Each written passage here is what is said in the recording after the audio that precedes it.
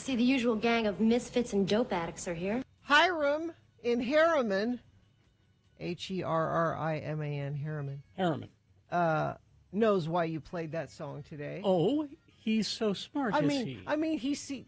You tell me if Hiram's right. Okay. On this day, Yeah.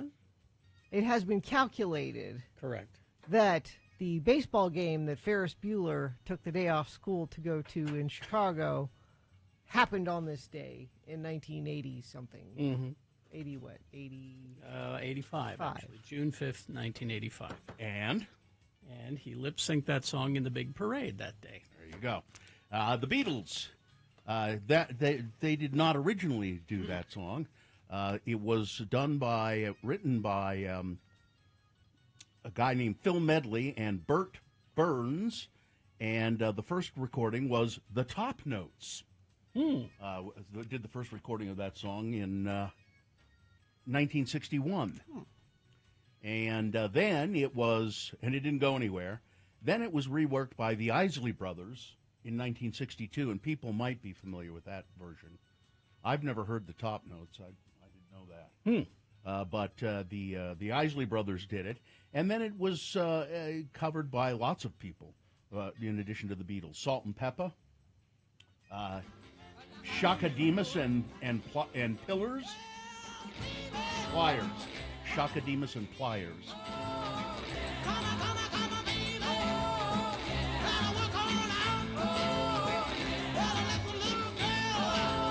Very different.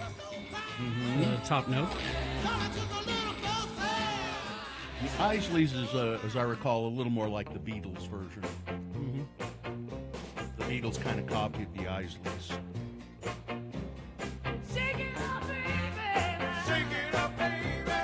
Twist and shout. Twist and shout. Come on, baby. Come on, baby. Come on. Now, John Lennon sang the lead vocal on the Beatles version, and he said this. He said he was ashamed of his performance on the song. He said, I could sing better than that, but now it doesn't bother me, but you can hear that I'm just a frantic guy trying to do his best.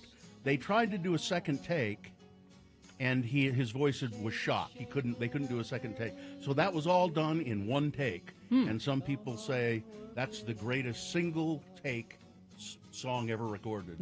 Well, if he's saying it like this, that wouldn't have hurt his voice.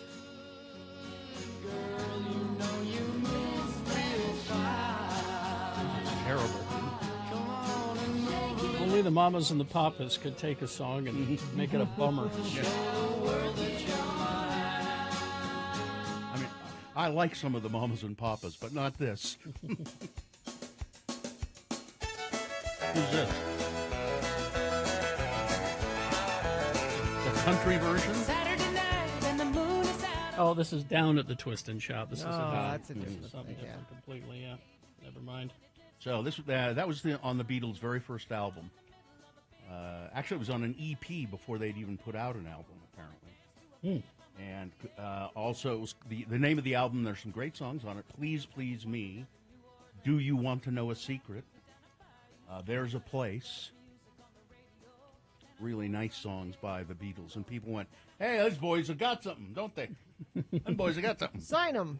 Yeah, sign them up. And there you go, the Beatles. Now we're getting excuse me'd. For what? What? I think Ferris Bueller's Day Off was released in the summer of 86, not 85. Well, yes, the events in the movie took place in 85, and then they made the movie and put it together and released it in 86.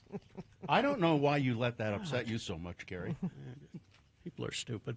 Well, yeah, I just accept that and go on. Oh, it's like they don't know what we're doing. You know, they think that we're stupid. They think that we haven't looked this stuff up. You know.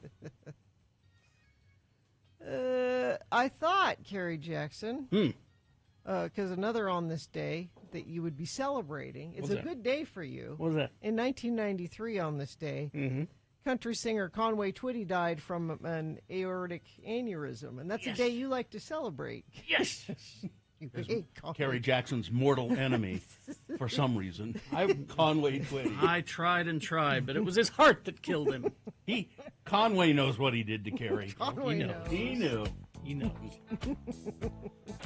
And this is one of the sins. Dead on this day. Dead on this day, Conway Twitty. She tried to hide it by the faded denim clothes she wore. But I knew she'd never been inside a bar before. Good Lord. Oh, I felt see? like a peasant. Yeah, it's who terrible. Just had met a He queen. had the worst hair, She too. knew I saw right through her tight-fitting jeans. I saw right through her tight-fitting jeans.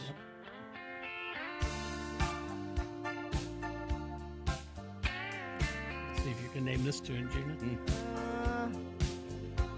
As the midnight Oh, he's not the only person that recorded this. No. And it's a slow hand. Yeah. It's the Pointer Sisters. Do I get? Give me $100. Yeah. Here, Every here's time a- I get something right today, Here I you want go. you to give me Here you go. Here's $100. $100. No, no, I'm not going to say it. I didn't know he did that song first. What? Wait a minute. Slow hand? Yeah. So I want is he? somebody with the slow? That doesn't He He make didn't sense. do it first. He didn't do it He first. didn't do it. It doesn't make sense though. Look does it I up. need a lover with. Look up slow hand. Shouldn't it be a woman singing that song? Yeah. Did he change the? I mean, why would he want a lover with a slow hand? Well, why wouldn't No, he? he was telling her, you need. I am a lover. You need, You need me because I have a 'Cause slow I have a hand. slow hand. Oh, okay. See, Pointer Sisters did it in '81. Hey, that's the same year that Ferris Bueller. Actually, Conway Twitty '82. So Yeah, they did it right first. after. That's weird. Conway knows what he Well, did. I don't know. Please never play Conway Twitty again. I just thought Kerry likes that it's his death day. He Yes. wouldn't celebrate his birthday. But No, he'll no. celebrate his death His day. death day. And he knows what he did. He was removed from the earth, sent straight to hell. He didn't even go to the distribution No. center. He was taken just for his crimes. Was that his real hair? I don't know. I get the feeling that it might have been. Look up a picture of Conway Twitty if you guys don't know who we're talking about. Yeah. That was not his real name, I would assume. Make sure it's 1970s Conway Twitty. Conway Late 70s Twitty. Twitty. What?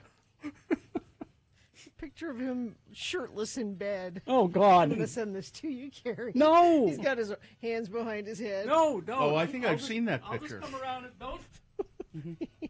Oh, Jesus. Was it on a record? He wants to be a lover with a slow hand. It was on an album, wasn't it? That This picture? is just a picture. I don't know what it's. It's I gross. think- It's gross. Yeah, I think There's it- no woman climbing in bed with that. No woman wants that. Not even Tammy Wynette. Slow hand or no? That's no. Here, I'm gonna tweet. No. I'm gonna tweet that picture so everybody can Mrs. Twitty. enjoy Mrs. it. Twitty. Was there a Mrs. Twitty? Can you put a warning on it? Like Explicit. The blurred. Can you do that? Explicit. So it says, to see Warning. the picture, you have to click here because that's a warning. Explicit content. He knows what he did. I'm gonna tweet this. This has been Farting Around with Carrie, Bill, and Gina on X96, Radio from Hell. There we go. Okay, then. We'll take a break now. See if we can get the bad taste out of our mouths. And we'll come back and take your check-ins if you'd like to do that. 877-602-9696 is the number. 877-602-9696. Text us if you'd like, 33986.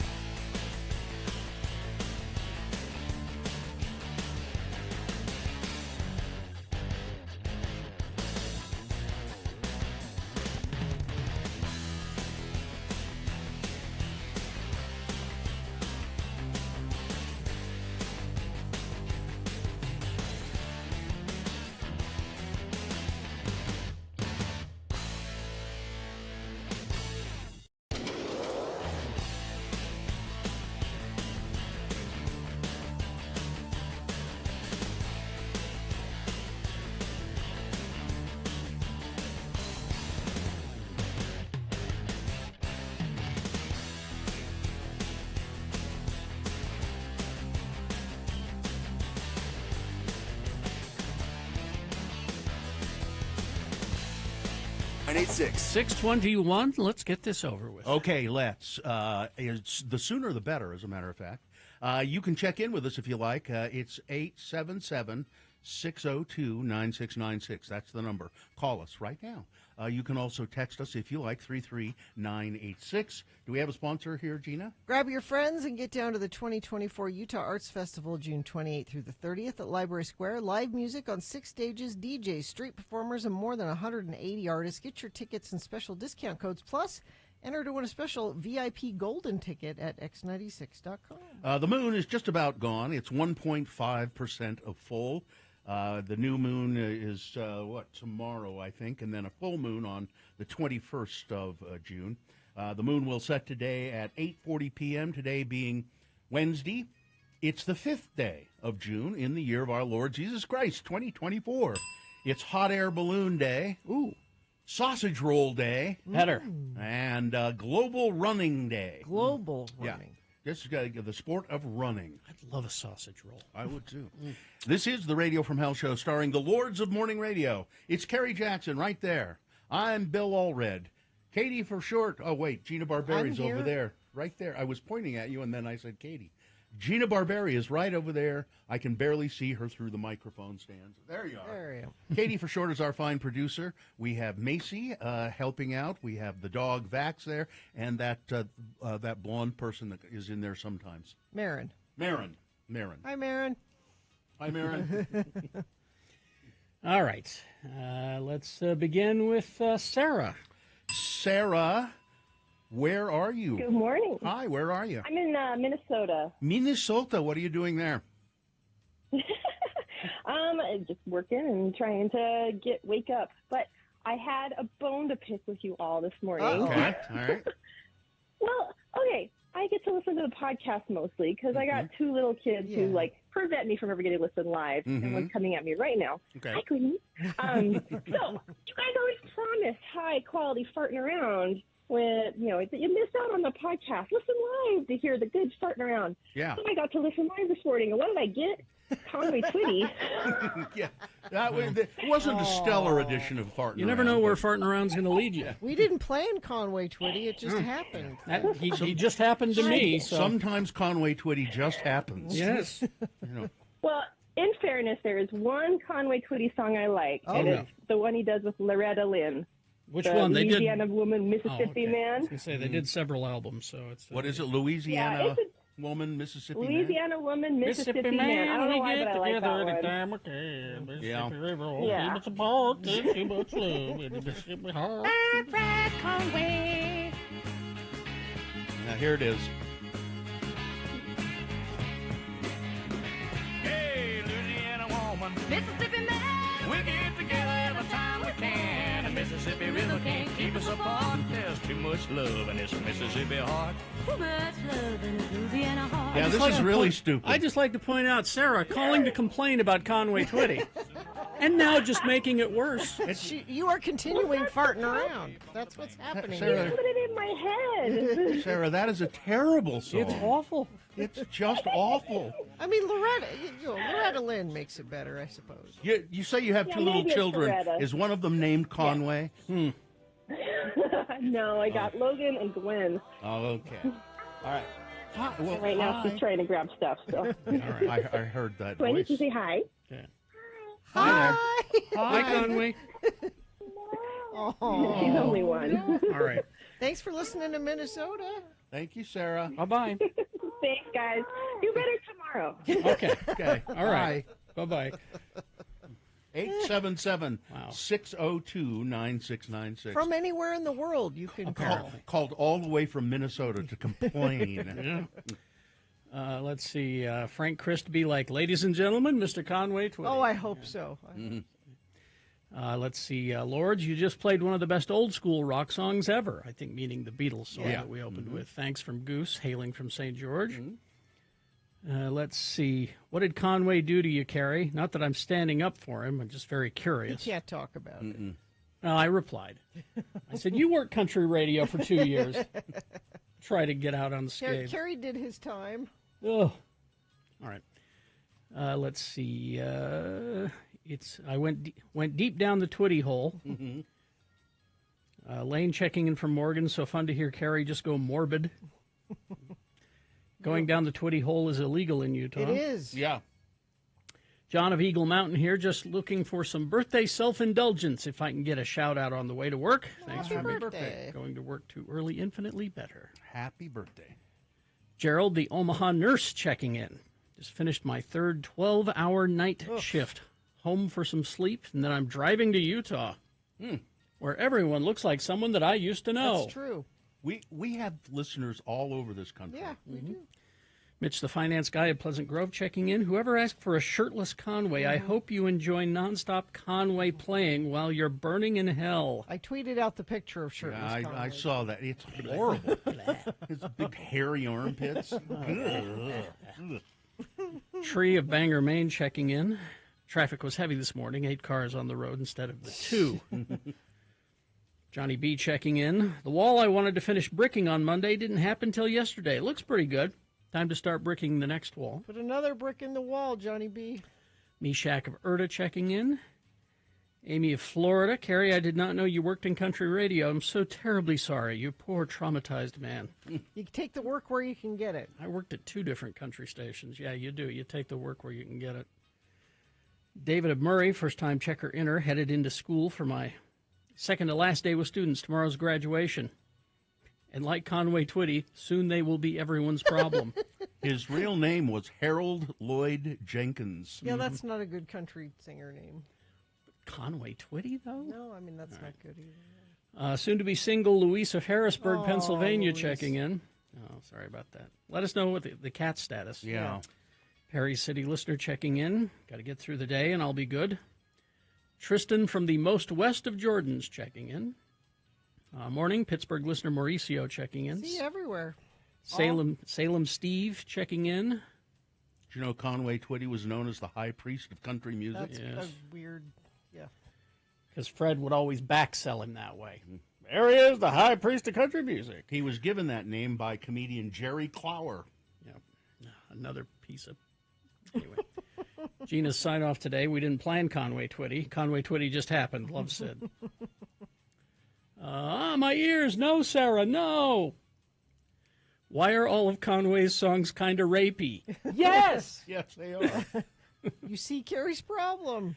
Summertime, my kid goes back to daycare. He's not a happy camper. Aw. A little bit of Twitty makes everything worse. He named himself after Conway, Arkansas, and Twitty, Texas. Yep. Blaine from Ogden checking in. Karen from Wendover. Mike in Nashville checking in. Standing in for Zane to say, send in your must-goes. Thank you. The radio from hell at x96.com. Yeah, we actually do need them. We do. His manager's name was Don Seat. S-E-A-T. Bill, you've gone down the Twitty hole. Yeah. Don, get Loretta on the phone. Tell her I want to make another trashy record. I need her to class up the joint. Clementine the cat living with her mom. Clementine was around before I came into the picture. I see. Oh, okay. All right. Jorge from Eagle Mountain checking in on my way to work. Otter Desk checking in. Well, now that the Otter Desk is checked in. I think we're all clear, and we're all clear. Our traffic, much like it is in Maine, I think, not anything going on. If you see something, wherever you are, and I do mean wherever you are, Infiniteam is not just here in Utah. You can give me traffic from wherever you are, and I'll report it because I don't care. 33986 is where you do that. All right. Thank you very much. We'll take a break. We'll play a song for you. Right after that song, we're going to have for you Big Boy News and Opinioendo. And Frank Christ presents They're Fine, They're Just Fine. It's our Dead Celebrity Game. We'll explain how to play, what you'll win, all coming up. Stand by. Hot Shot Sprinkler Repair and Landscape. Took the dogs out to go potty at 3 this morning, and my sprinklers were just shutting off. Working just fine. Thanks to the help from all the guys at sprinklerwork.com, Hot Shot Sprinkler Repair. And if you're sick and tired of wasting money, water, and most of all your precious time keeping up your yard, you should call Hot Shot Sprinkler Repair and Landscape. They are the guys that you go to for sprinklers and landscaping. The whole team is awesome to work with, from the people in the office to the repair techs to the landscape installers. Easy to book an appointment. All you have to do is go to sprinklerwork.com to make the appointment. There are rebates from around $1.25 to $3 per square foot for grass removal, and they can talk to you about that. I know that sounds radical, but a lot of people are doing it. There are lower maintenance changes that you can make to your yard to make it more functional for your lifestyle, and at the same time, you're going to conserve water and money, and they can transform your yard into a thing of beauty. So call the team, Hot Shot Sprinkler Repair and Landscape. Go to sprinklerwork.com. All right, the Davis Robotics team. We ask you to donate money to them for their big competition. Well, let's find out. They're here in the studio. Yeah, we've got Dante, Joshua, and Maddie here, members of the Davis High School Robotics team. They went to the World Championships, right, in Texas. In Dallas, was it? Yep. Yeah. Yeah. And we raised some money to help you get there. I forget how much it was, but it was a almost 2,000 or a little over, something like that. Yeah, Very nice friends of the program donated to. we did that on a GoFundMe, and that was kind of a drop in the bucket, I think, for the amount of money you needed to get there. But you got there. Yep. How many days were you in Dallas, Maddie? So we were in Dallas from the 24th to the 28th, so 4 days. 4 days. And how many teams were there, robotics teams? So there are approximately like 800 teams competing. Oh, wow. And then 80 teams per division with 10 divisions. That's a lot of competition. And from how many countries? I don't know exactly how many, but there were teams from countries all over the world. Like there were lots of China teams there. Oh, there of were course. Yeah, so teams from all over the world. I don't know the exact count, though. But lots of them. Yeah. Now, have any of the three of you, Dante, been to this before? Or is this the first time? No, this was the first time for me, and it was an amazing experience. I got to make friends, like, from around the world, learn about different cultures. Like, there was a team from India and Australia and Morocco, just everywhere. Yeah. And Joshua, is this the first time for you, or have you been before? This is actually my second year going to the World An Competition. old veteran, huh? Yeah, I kind of know the place. I can show you guys where to eat. And, so, Joshua, give me an idea. what are the requirements? You build these robots, and are there certain requirements that you have to accomplish certain tasks with them? Yeah, so the tasks change from year to year, but this year the goal was to shoot discs into like a frisbee golf goal using the robots. And yeah, there's just a lot of different challenges. Like you have to have good programming on the robot and good structural integrity on the robot because there's a lot of pushing and yeah. And are there fights? there can sometimes be some pretty intense robot fights. Yeah. And how did you guys do ultimately? We did all right, but we ended up getting the design award. Really? Yeah. Oh. And tell me about that, Maddie. What is? So the design award is basically an award given to teams based on their interview and then their engineering notebook. So I do the engineering notebook for my team, and that's how we won the design award. We couldn't have done it without our other team members, Brad, Chandler, and Gracie. But ultimately, we are interviewed by a panel of judges, like multiple times, and then they determine which team has the best interview and the best notebook to win the design award. Nicely done. Nice. I'd like to see the notebook. That sounds great. So this was a lot of fun, and you can create a robot that shoots discs into a target. What practical application does this have, or is it just for fun? Well, it's more just so like practicing the engineering process and figuring out how to create solutions to a problem. With the discs specifically, I can't think of one off the top of my head where that could be an application. It's more just so the process. Yeah, I gotcha. You get the design award. That's pretty terrific. Yeah. Will you all go again? You wanna do this again? So I'm actually a senior, so this was my last year competing. But Josh and Dante still have a few more years. So. What do you want to do with this? I mean, do you want to continue to design robots, Maddie? So there's Vex U, which is university level, but the college I'm going to, I don't think has a team, so I won't be able to continue with it. But I know some of my friends that plan on continuing. What do you want to do with what's your career going to be? I plan on going into environmental engineering. Wow. So. Excellent. How about you, Joshua? Ooh, I don't exactly know what I am going into yet. Something in the STEM field, probably. You still have some time. You're not a senior yet. Yeah. So. And Dante, do you have any sort of dreams for the future of what you might want to be? I don't know for sure, but I really want to get into MIT. So nice. That's what I know for sure. That's a lofty goal indeed, isn't it? Yeah, it is. Not easy. And thanks for you guys. Also, Dante brought us some gifts, which was very nice. Yeah, Carrie's going to be jealous. Dante brought me Guardians of the Galaxy Lucky Charms. And I've got some blood orange ginger kombucha from the Brew Doctor, and flowers for us, and some. These pretzels, these peanut butter pretzels are delicious. Yeah, I try them with ice cream. With ice cream? Yeah. Come on, Dante. That's getting a little much. A couple of texts we got. River Robotics says hi. We're going to beat you in state next year. Let's go, they say. Somebody else says, when you talk to the Davis Robotics team, give a big shout out to their coach, Dane. He's an awesome leader of that group. Tell them everyone from, that's for Bear River. From Bear River Robotics. Who is your coach? Our coach is Dane Leifson. And what's so great about Dane Leifson?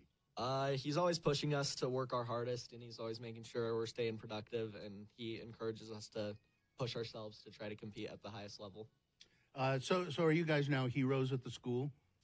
I don't know. We're not as good as the football team yet. Yes, I was going to ask. Yes, you are. You get letter jackets and that kind of. You don't get letter jackets. No. You should. I think you could, couldn't you? You ought to be able to letter in robotics. I mean, if they let the theater people have Letterman's jackets, you guys. Because it's a competition. You were in a competition. Yeah. Well, then Gina, why don't you fix this? I will. for I'll me? fix I mean, it. Gina will they take should care have. They should have sent the cheerleading squad down with you. Yes. Oh yeah, for sure.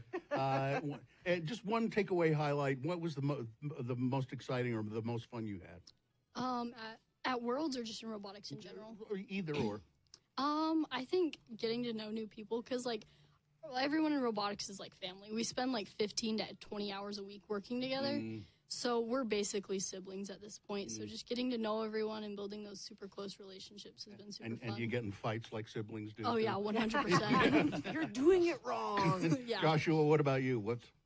I love the overall feel of the competition. I love being able to compete, and when you win or you lose, you still just get the sense of accomplishment that, you were able to do a task and compete with that. And how about you, Dante? What do you take away from all of this?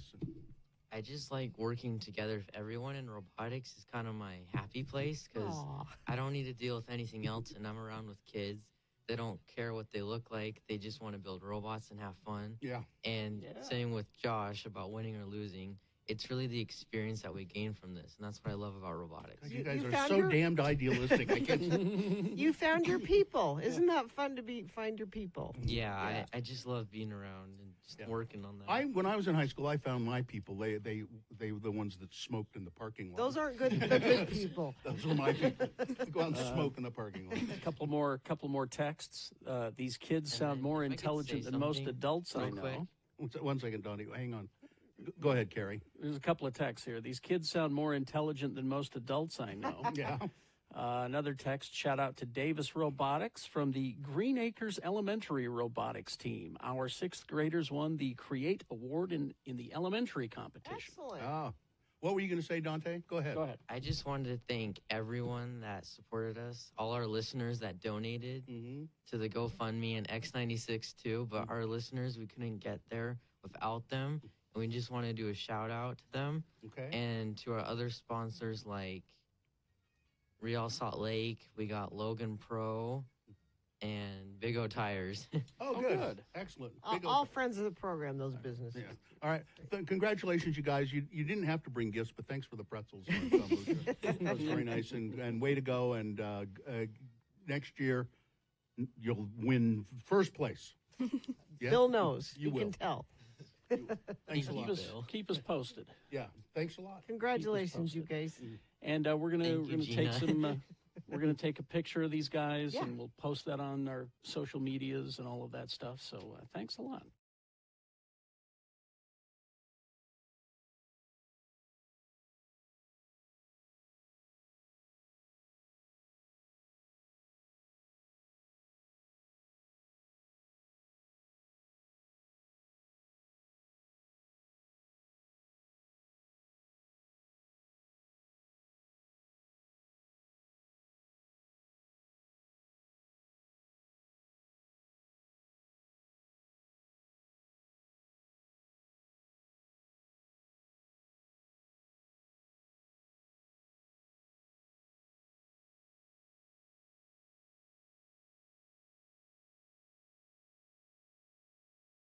Okay.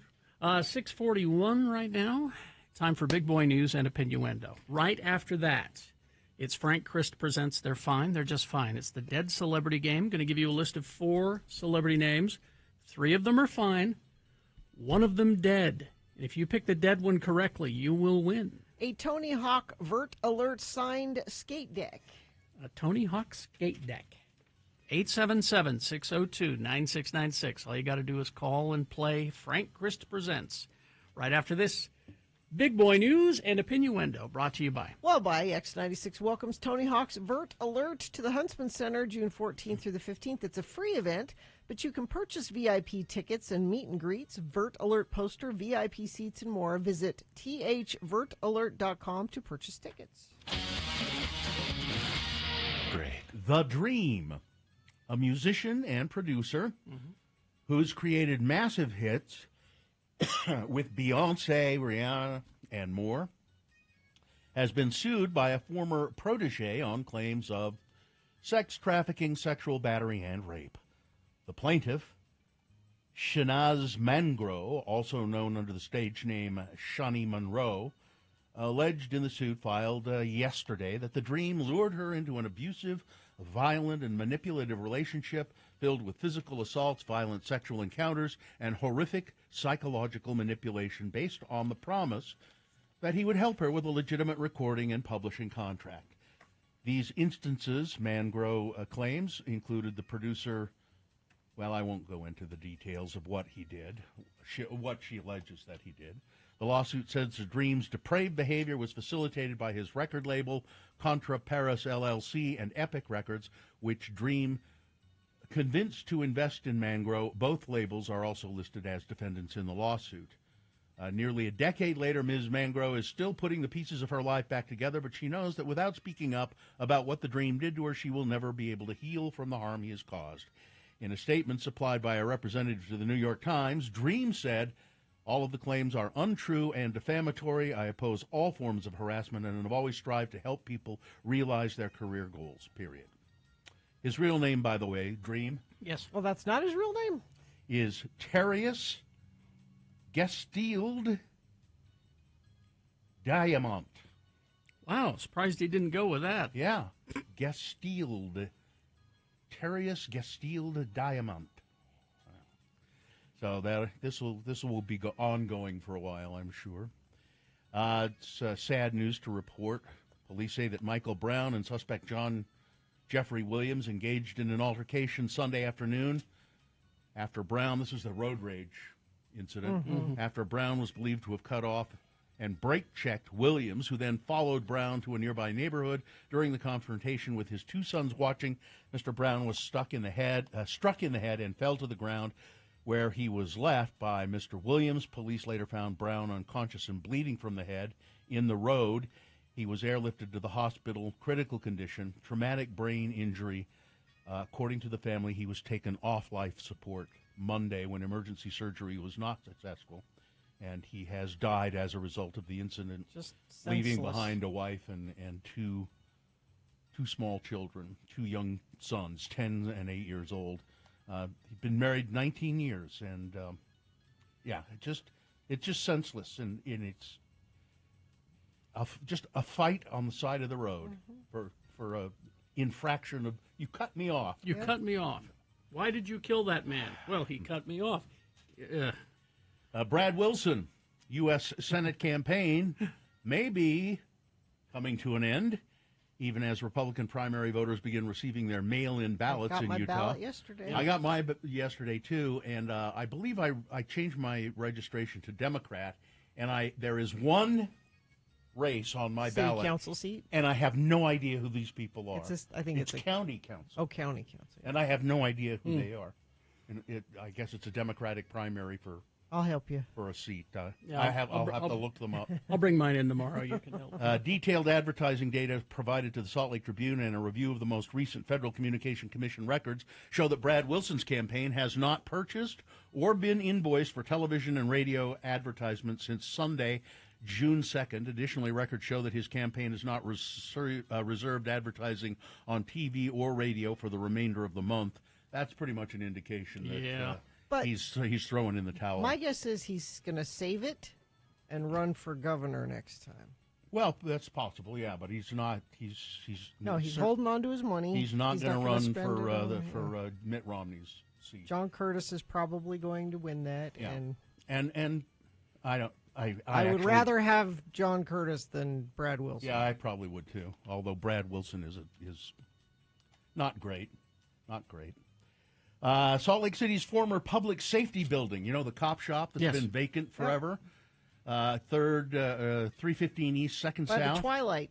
It may at last be converted into a neighborhood transforming housing project. Oh, there you go. After a lengthy quest, the city announced on Tuesday it had chosen its own housing agency to redevelop what is known as the historic and architecturally iconic Northwest Pipeline building and adjacent properties into a sizable downtown residential hub to be known as The Grove. The Housing Authority of Salt Lake City, through its development arm and other partners, plans to rehabilitate the 66-year-old former city public safety complex and construct two other high-rises to be called the Hawthorne and the Lupine for a total of 244, mostly 2- and 3-bedroom units, many of them suited for working families and available on a rent-to-own basis. Yeah, there's x96.com/live is a picture of the old cop shop there. I think it's an ugly building. I don't know what they're going to do to it. It's Probably nothing. they'll have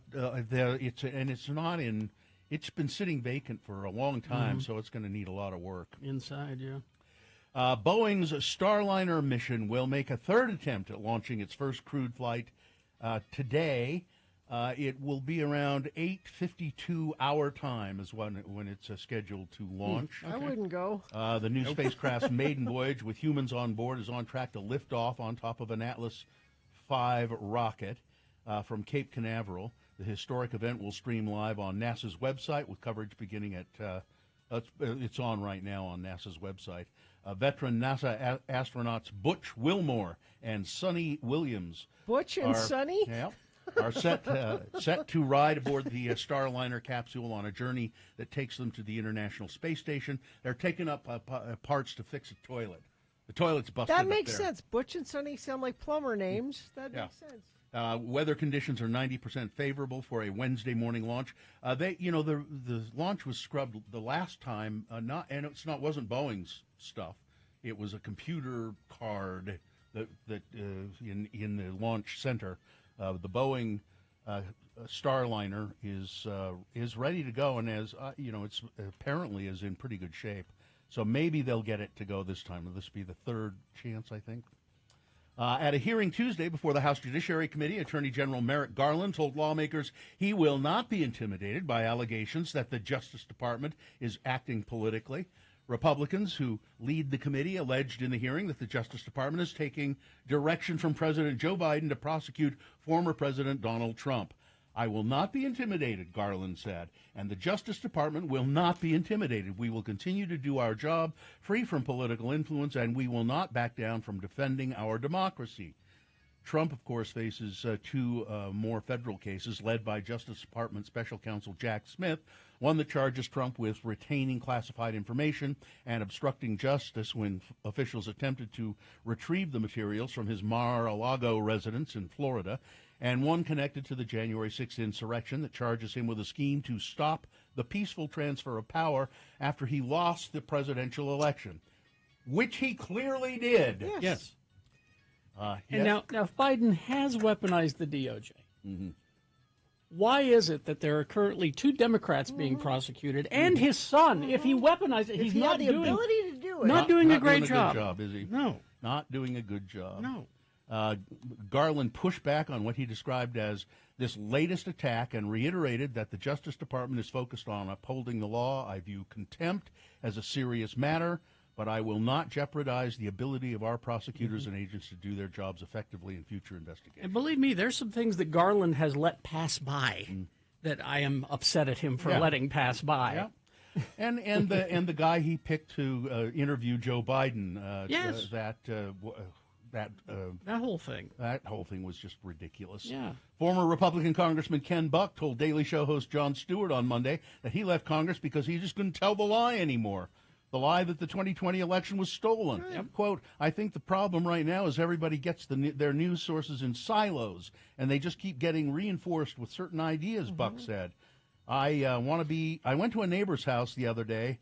It was the day after the 2020 election, and their flag was upside down. He said, this is nonsense. And, See, we need people like that to stay in office and call it out. Well, yeah. Every time one of these reasonable Republicans that is finally standing up and going, this is wrong, they're all leaving. Yeah. Well, I understand that, though. It's like I don't want to be around you people anymore. The Biden administration unveiled a new policy to show that it means business on lowering unauthorized border crossings between official points of entry aimed at asylum seekers. It will effectively try to shut down asylum requests under existing law if its encounters average 2,500 a day over 7 days. Based on current data, the executive order should trigger right away. The Republicans will immediately take this to court. Well, yeah. And it's funny because 2 months ago they were saying, why won't Joe Biden do something? He could with a wave of his pen. And now today it's, why is Joe Biden doing this? And finally, this story, Gina, for you. Giant black and yellow flying spiders, which are hugely poisonous and about the size of a human hand, are set to arrive in the northeastern United States this summer. On time. That's the headline, by the way. Hugely poisonous. Yeah. You read the story. Not for humans. Flying venomous spiders the size of a human hand. But you won't click on it if it's just spiders. No. Joro spiders are an invasive species that originated in China Experts say they can fly up to 100 miles by turning their webs into makeshift parasails. That's cool. Although they are venomous, scientists say Joro spiders' venom is weak and that their fangs aren't strong enough to break the skin of humans or pets. Your venom's weak. But they are creepy. Yeah, you won't click on that story unless it says. But when you see them, they're they're care, weird looking. I don't care whether they'll bite you or not. I don't want them flying around and landing on me. No, I don't care. They're awfully creepy looking. Spider-Man's done that with the parachute in the comic book. All right, Sports weather traffic. Pat McAfee revealed that Caitlin Clark privately contacted him and says, we're all good. No. I don't You don't believe think him for a so? second. No. And he says, he won the boner yesterday for calling her a white bitch. He says I meant it as a compliment. Yeah, well, sure. Yeah. Okay, Pat. I meant it as, You're a dumb twat. And I mean that as a compliment, Pat. Pat, you big dumb white guy. Patty. She says we're all good. Yeah. I looked up Sugarland. That's the homestand that the Bees are playing now. Sugarland, Texas. They're the Sugarland Space Cowboys. Oh, good. Some people call them Space Cowboys. Some people do. Some people call them Maurice. They do. Bees lost last night to the Space Cowboys, 2-4.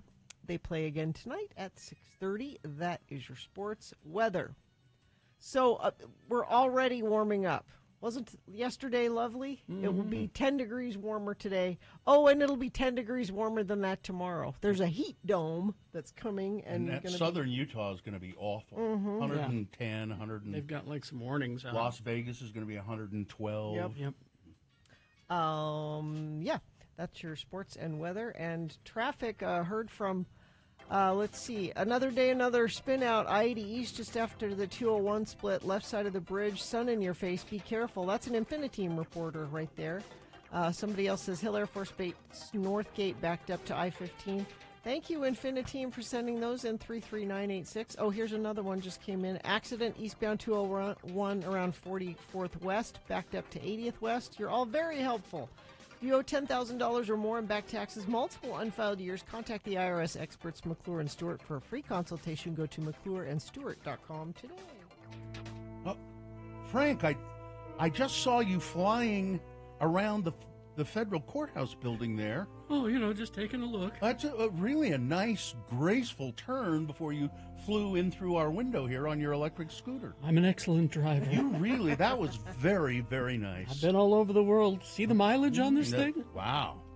Frank Christ has joined us here in the studio. Frank is a grim reaper. Is it true, Frank, that you took Conway Twitty straight to hell? Didn't even take him to the distribution center? There was paperwork filed that I could do that. Oh, it was a very rare occasion. Special case.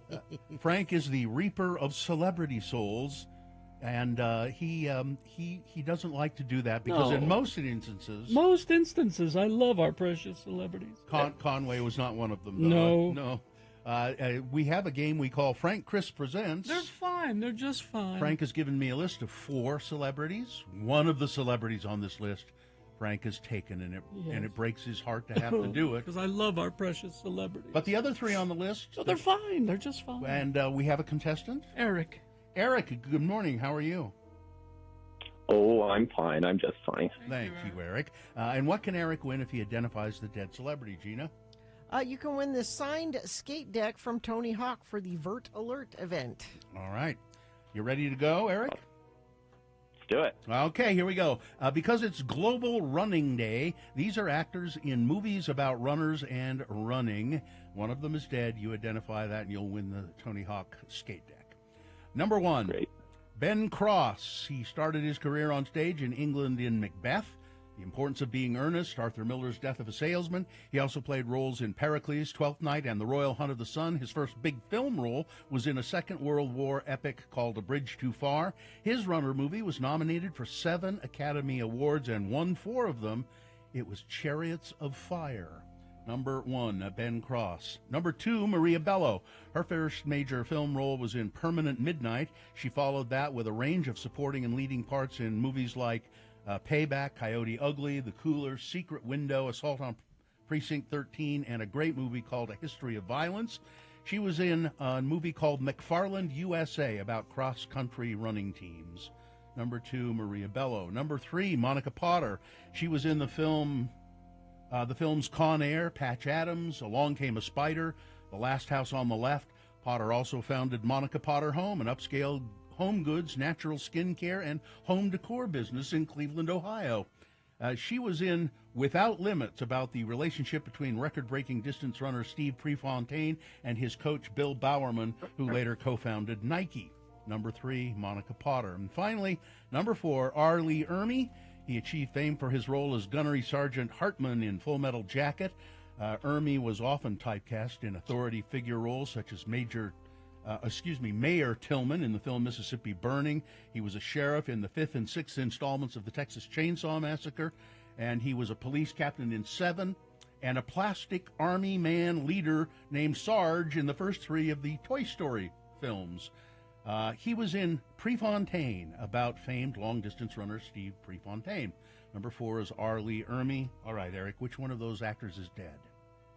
Is it number 4, R. Lee Ermey? It is, in fact, R. Lee Ermey. He died in 2018 at the age of 74. Is his fan club called the R. Lee Army? It should be. If it isn't, it should be. Missed opportunity.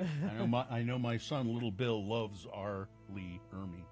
Well, you've won the Tony Hawk Avert Alert signed skate deck. Fantastic. My nephew's a huge skater. He'll love it. And you should take him to the event. It's free. Free. When is it, Gina? June 14th and 15th at the Huntsman Center.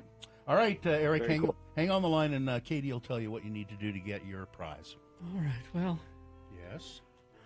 It's time to go. You got work today? Kenny G? I got to check on Kenny G. He's fine. Oh, I'm sure he's just fine, but I have to go check on him. 68 today. See how his perm is holding up. Oh, it's beautiful. That's natural, though. Is it? That is natural. Oh, I'll go ask him. He's got Celeste Malloy hair. Ooh. Bye, everybody. Goodbye. Goodbye, Frank. There he goes in his electric scooter. Crash at the exit ramp, southbound 15, Warm Springs Road in North Salt Lake. The entire exit ramp is blocked. No one is getting through. Use 11th North exit as your alternate. That's traffic. All right. Thank you.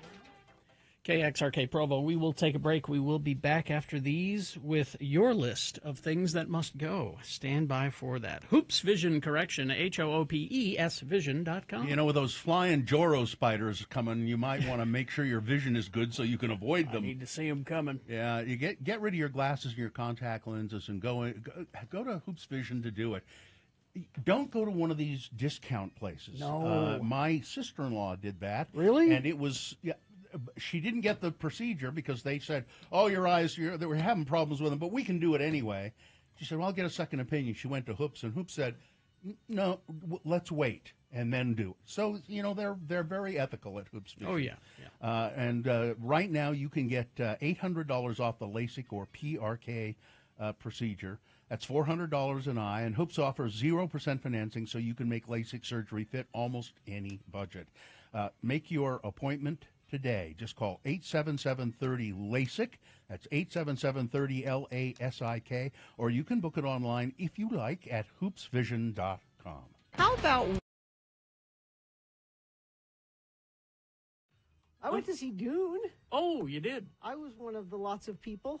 I was just trying to find the box office, and for some reason the Hollywood Reporter only wants to tell me about the Chinese box office for some reason. I got it here somewhere. It was you went to like a megaplex or something? Yeah, so I texted Daddy Gary right after Sean Mean's movie review on Friday. Mm-hmm. And I said, Daddy Gary, do you want to go see Dune with me? Because I'm his sci-fi buddy and have been since he took me to Star Wars back in the 70s. So we've gone to all the Star Wars, the Star Treks, all of them. And he took me to the first Dune, the 1984. Oh, the Dune, David Lynch one. The David Lynch one. He wants the spice. And I pulled up the cast of the first one to compare to the new one. So you have Kyle MacLachlan, who was a handsome man back then. He was a good-looking man. Still a good-looking man. So that's the Timothée Chalamet. He's your Chalamet of the day. Yeah. And then you have Zendaya. Mm-hmm. Do you know who played the Zendaya character? Do you remember? No. Sean Young. Oh, my. Yeah. Crazy Sean Young. And Patrick Stewart was in it. Yes, Patrick he was. Stewart was in it. And the Austin Butler character was the Sting character. Yes. So it was kind of fun to look at who played what in the original one. Who was the Baron in that? Baron In the first one? Harkonnen? In the suit. In the fat suit. Kenneth McMillan. Oh, that's right, Kenneth McMillan. He was actually pretty good, I thought. Yeah. But I remember saying when I watched Dune 1, Brad Dourif was in it. Yeah. that it was a little boring. I thought it looked cool. I thought it was but a was a little little slow, slow. too. Yeah. It is. Yeah. That is not the case for this one. No.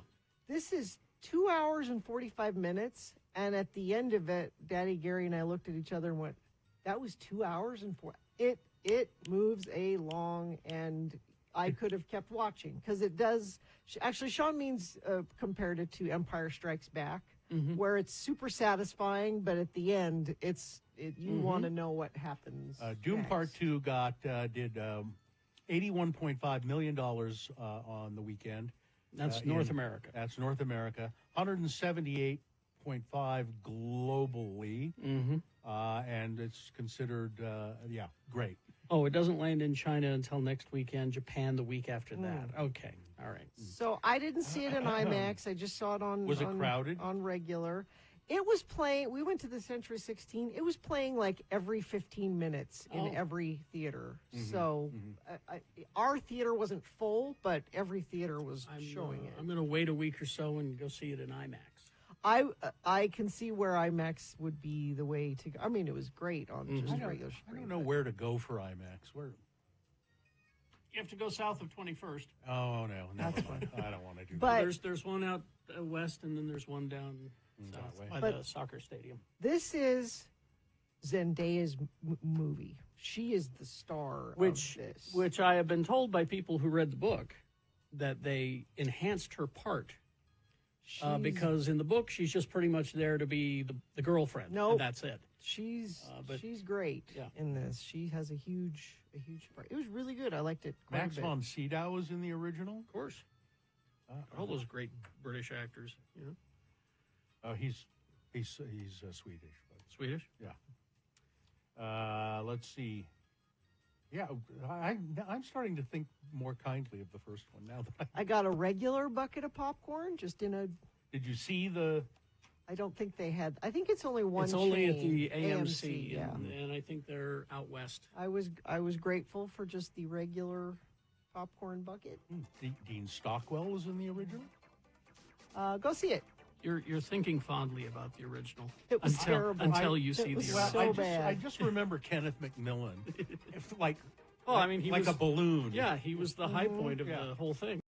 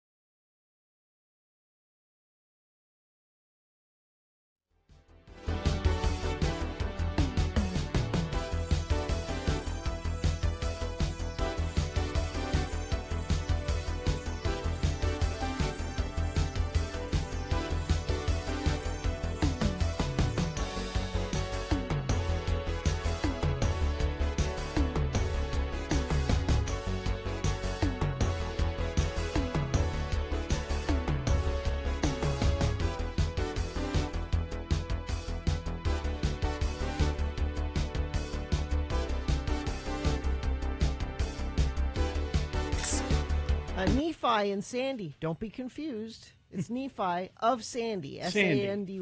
Sandy. Has the thing that must go. I said, Nephi, you got to email those. radiofromhell@x96.com. It's Things That Must Go, brought to you by The Stateroom presents Fort Desolation Festival, June 6th through the 8th at Cougar Ridge in Torrey, Utah.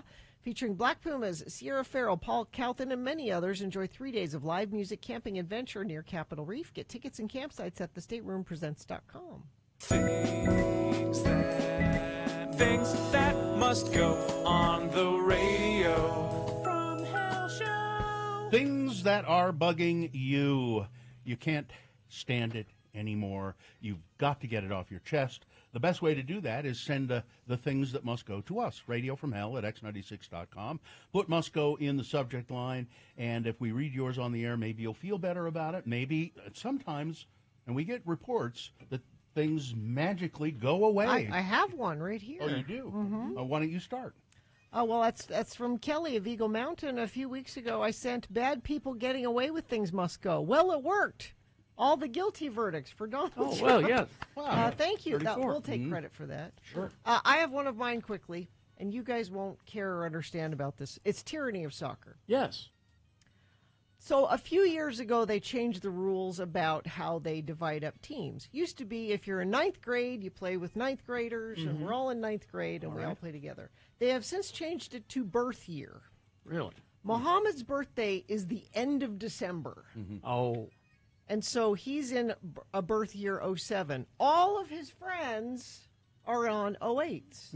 And he cannot play on a team with, it's just... Well, it's time to quit soccer then. It is a stupid rule. Gina, rules are rules. It's stupid. Rules are rules. And the soccer parents know what I'm talking about. Let's see. Peterbilt Brian checking in. A few of my things that must go. People who say nice instead of nice. Nice. Nice.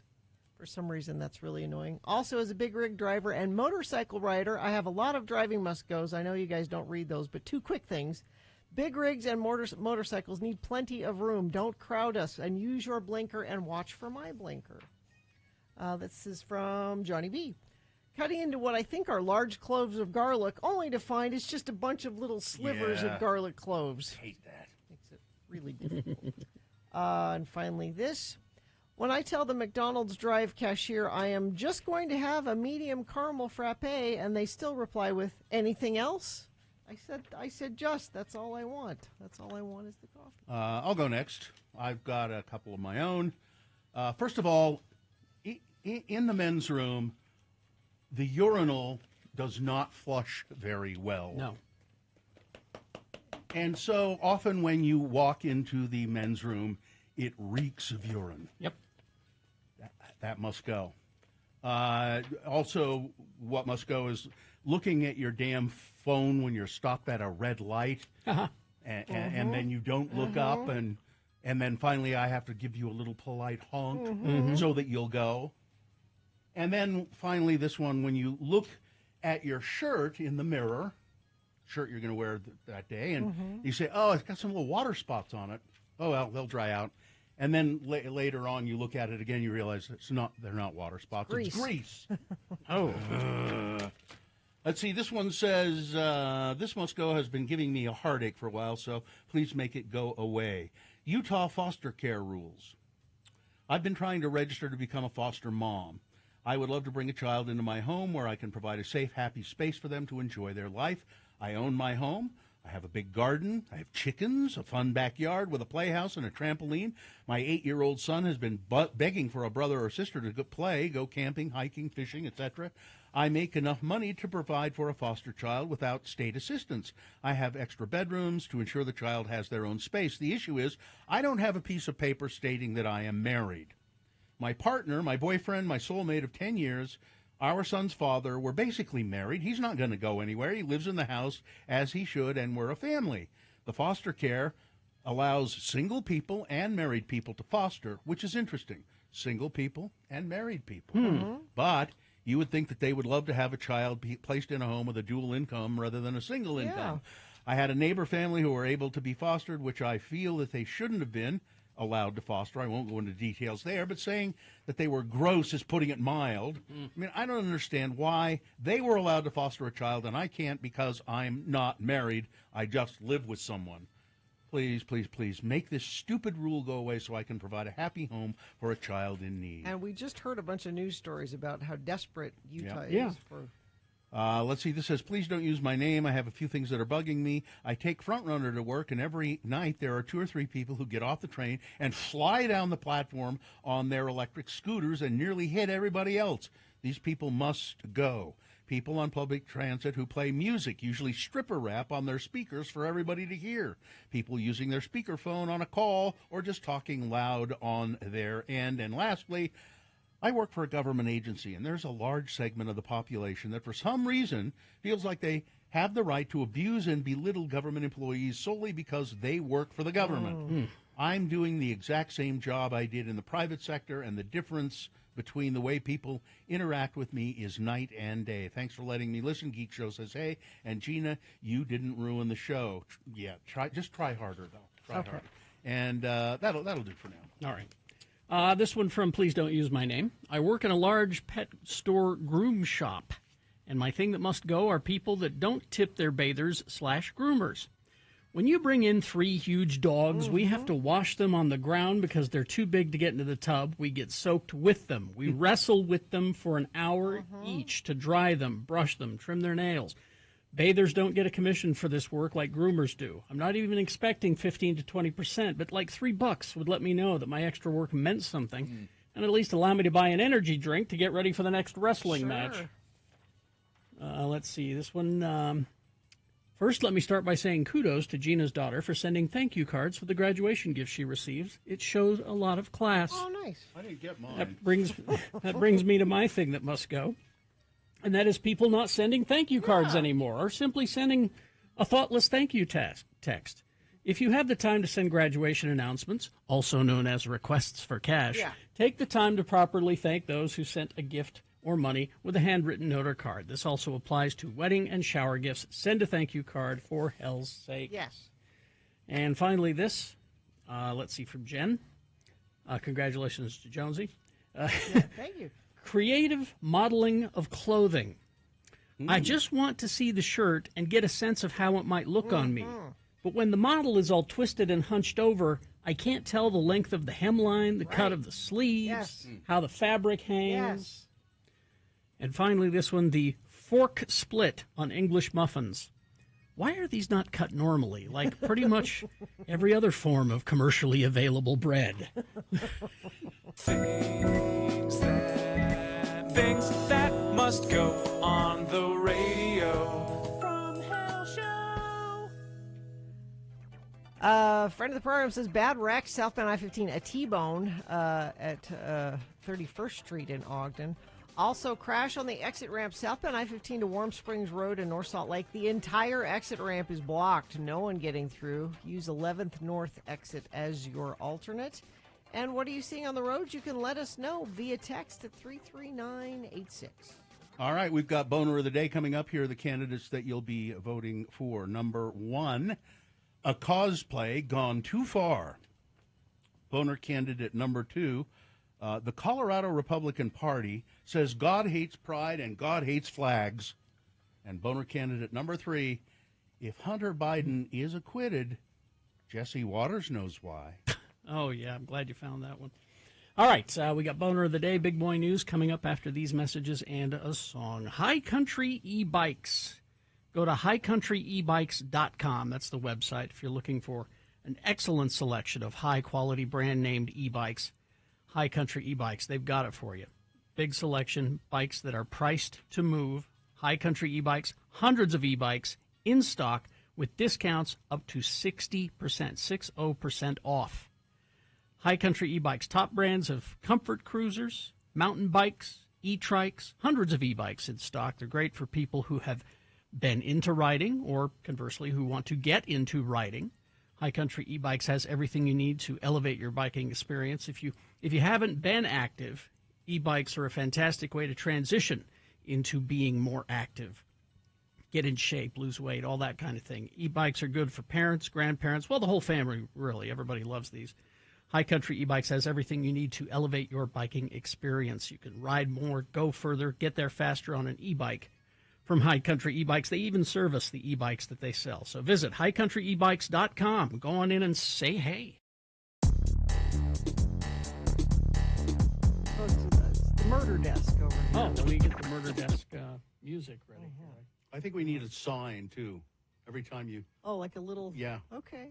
Yeah, I need sign murder. that says murder desk? I need a murder desk. Maybe we could do sign. something, superimpose something on the TV. Sure, Oh, yeah. A cryon. Cryon, yeah. What's happening at the murder desk? Oh, there we go.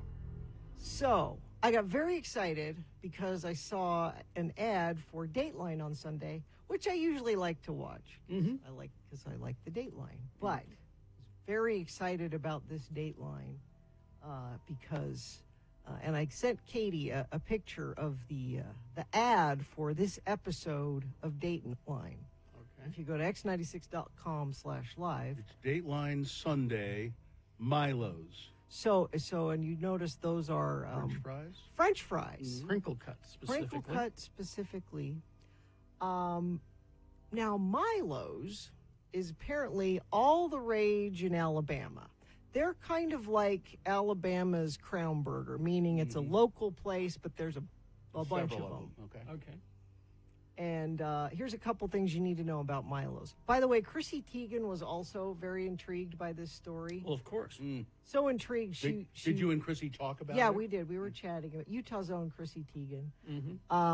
That she wanted to make a pilgrimage to Alabama to check out Milo. Here's a couple of things about Milo's. Okay. They put an extra piece of meat in with your burger. No, not an extra patty, just a little piece of meat like the size of a pickle chip. They call it a little something extra in your burger. Just a little extra. Is it? It's hamburger. It's meat? hamburger. Okay. Just a little, So a little something extra. Okay. They have not one but 3 secret recipes. One for sweet tea, which they sell by the gallon jug out of the Piggly Wiggly. Like that sweet tea. They have a special sauce that's browner than a meat and 3-plate.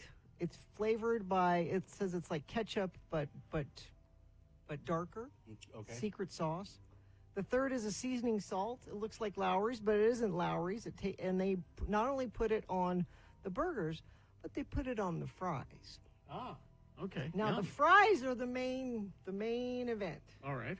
People go nuts for Milo's fries. When does the crime happen? I'm setting the scene, Bill. Okay. Milo's fries are famous. All right. So, in 2015, there is a murder case. So it's Cindy Kay Henderson Reese and her husband Michael.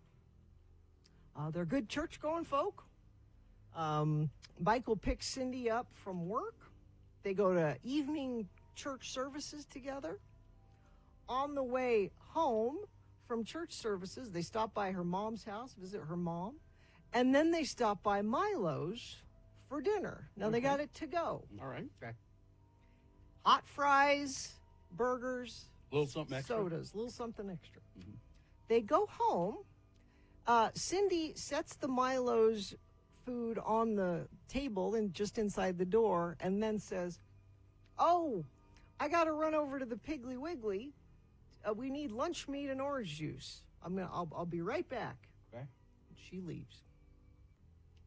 She comes back from the Piggly Wiggly, opens the door. "Oh my God, my husband has been shot and is dead in my house. In my I'm house. calling the police." Calls the police, and they come. And one of the investigators is instantly suspicious. Does not believe her story at all. Okay. And the reason she doesn't believe it is nobody in their right mind would buy Milo's fries and set it on a table and think, before I eat these fries, I'm going to run off to the Piggly Wiggly. Okay. Nobody would do that. Why would you Nobody. do that? Nobody. Take 5 minutes and eat the fries hot. Exactly. It makes 0 sense Yes. that you would. Yeah. This is the smoking gun. That she might not have been caught in her murder if she had eaten the fries. So let this be a lesson. So to what future murderers. So what they found out is Cindy Kay is having an affair with the pastor at the church. Okay. And husband Michael is in the way. So Okay. Yep. So there you go. So that's I have one question about this whole story that just is going to nag at me. okay. Who's Milo? Oh, Who's Milo? I don't. Why is it Why named is it Milo? called Milo's? Who is this Milo? I don't know. There's a hole in your story there. Well, it's That's a hole in your story. But you can't tell me that you don't hear this and think, I got to try these fries. So much so that the police officer was like, nope, this doesn't add up. Why would you leave the hot bag of fries there and go to the... And then they looked in the refrigerator. She said she was going to the Piggly Wiggly for lunch meat and orange juice. And? There's a ton of... Full of lunch meat and orange meat juice. and orange juice in the fridge. Again, future murderers. You got to think these things through. A guy in the chat room found a bunch of pictures of these Milo's burgers, and he's saying they're kind of messy looking. Oh, I like a sloppy burger and I'm from like, time to time. You know, you can't judge a burger until it's in your mouth, man. You know. Yeah. I just care about the fries. I'm very curious about the. I'm very curious about who Milo is. I've never wanted to go to Alabama before, but apparently, why don't you stop by Smith's on the way home and get a Milo's iced tea, because apparently that they sell it there. Oh, you can get it there? Yeah. So do that before you watch. It is the fries I've been interested in. So can we take the show to Alabama to go to Milo's? Only if you find out who Milo is. Okay, we can't take the show to Payson. Let me see. Let me see quick. Milo's.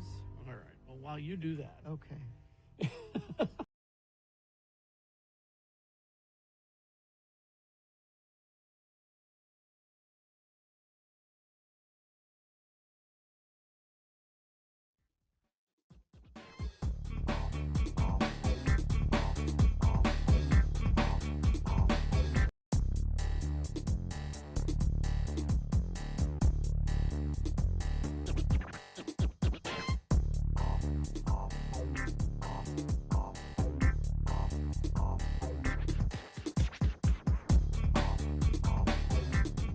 But because yesterday was Richard Butler's birthday. Oh, that's all right. Oh, there you go. Psychedelic first. Let's see. It's 7:25 right now, and time for Boner of the Day. 3 news stories. These will be examples of bad, stupid, or funny human behavior. You will decide with your vote of these 3 candidates which one is the worst, which one deserves to be Boner of the Day for today, June 5, 2024. Of course, boner, the old term that means mistake. I know we just kind of forget to mention that every now and then. Sorry. 2 candidates now, a third after the news. Once you've heard all 3, you'll vote. One of you lucky random boner voters will receive. Can't buy it. Got to win it. Radio from Hell boner T-shirt. Boner candidate number 1, a cosplay gone too far.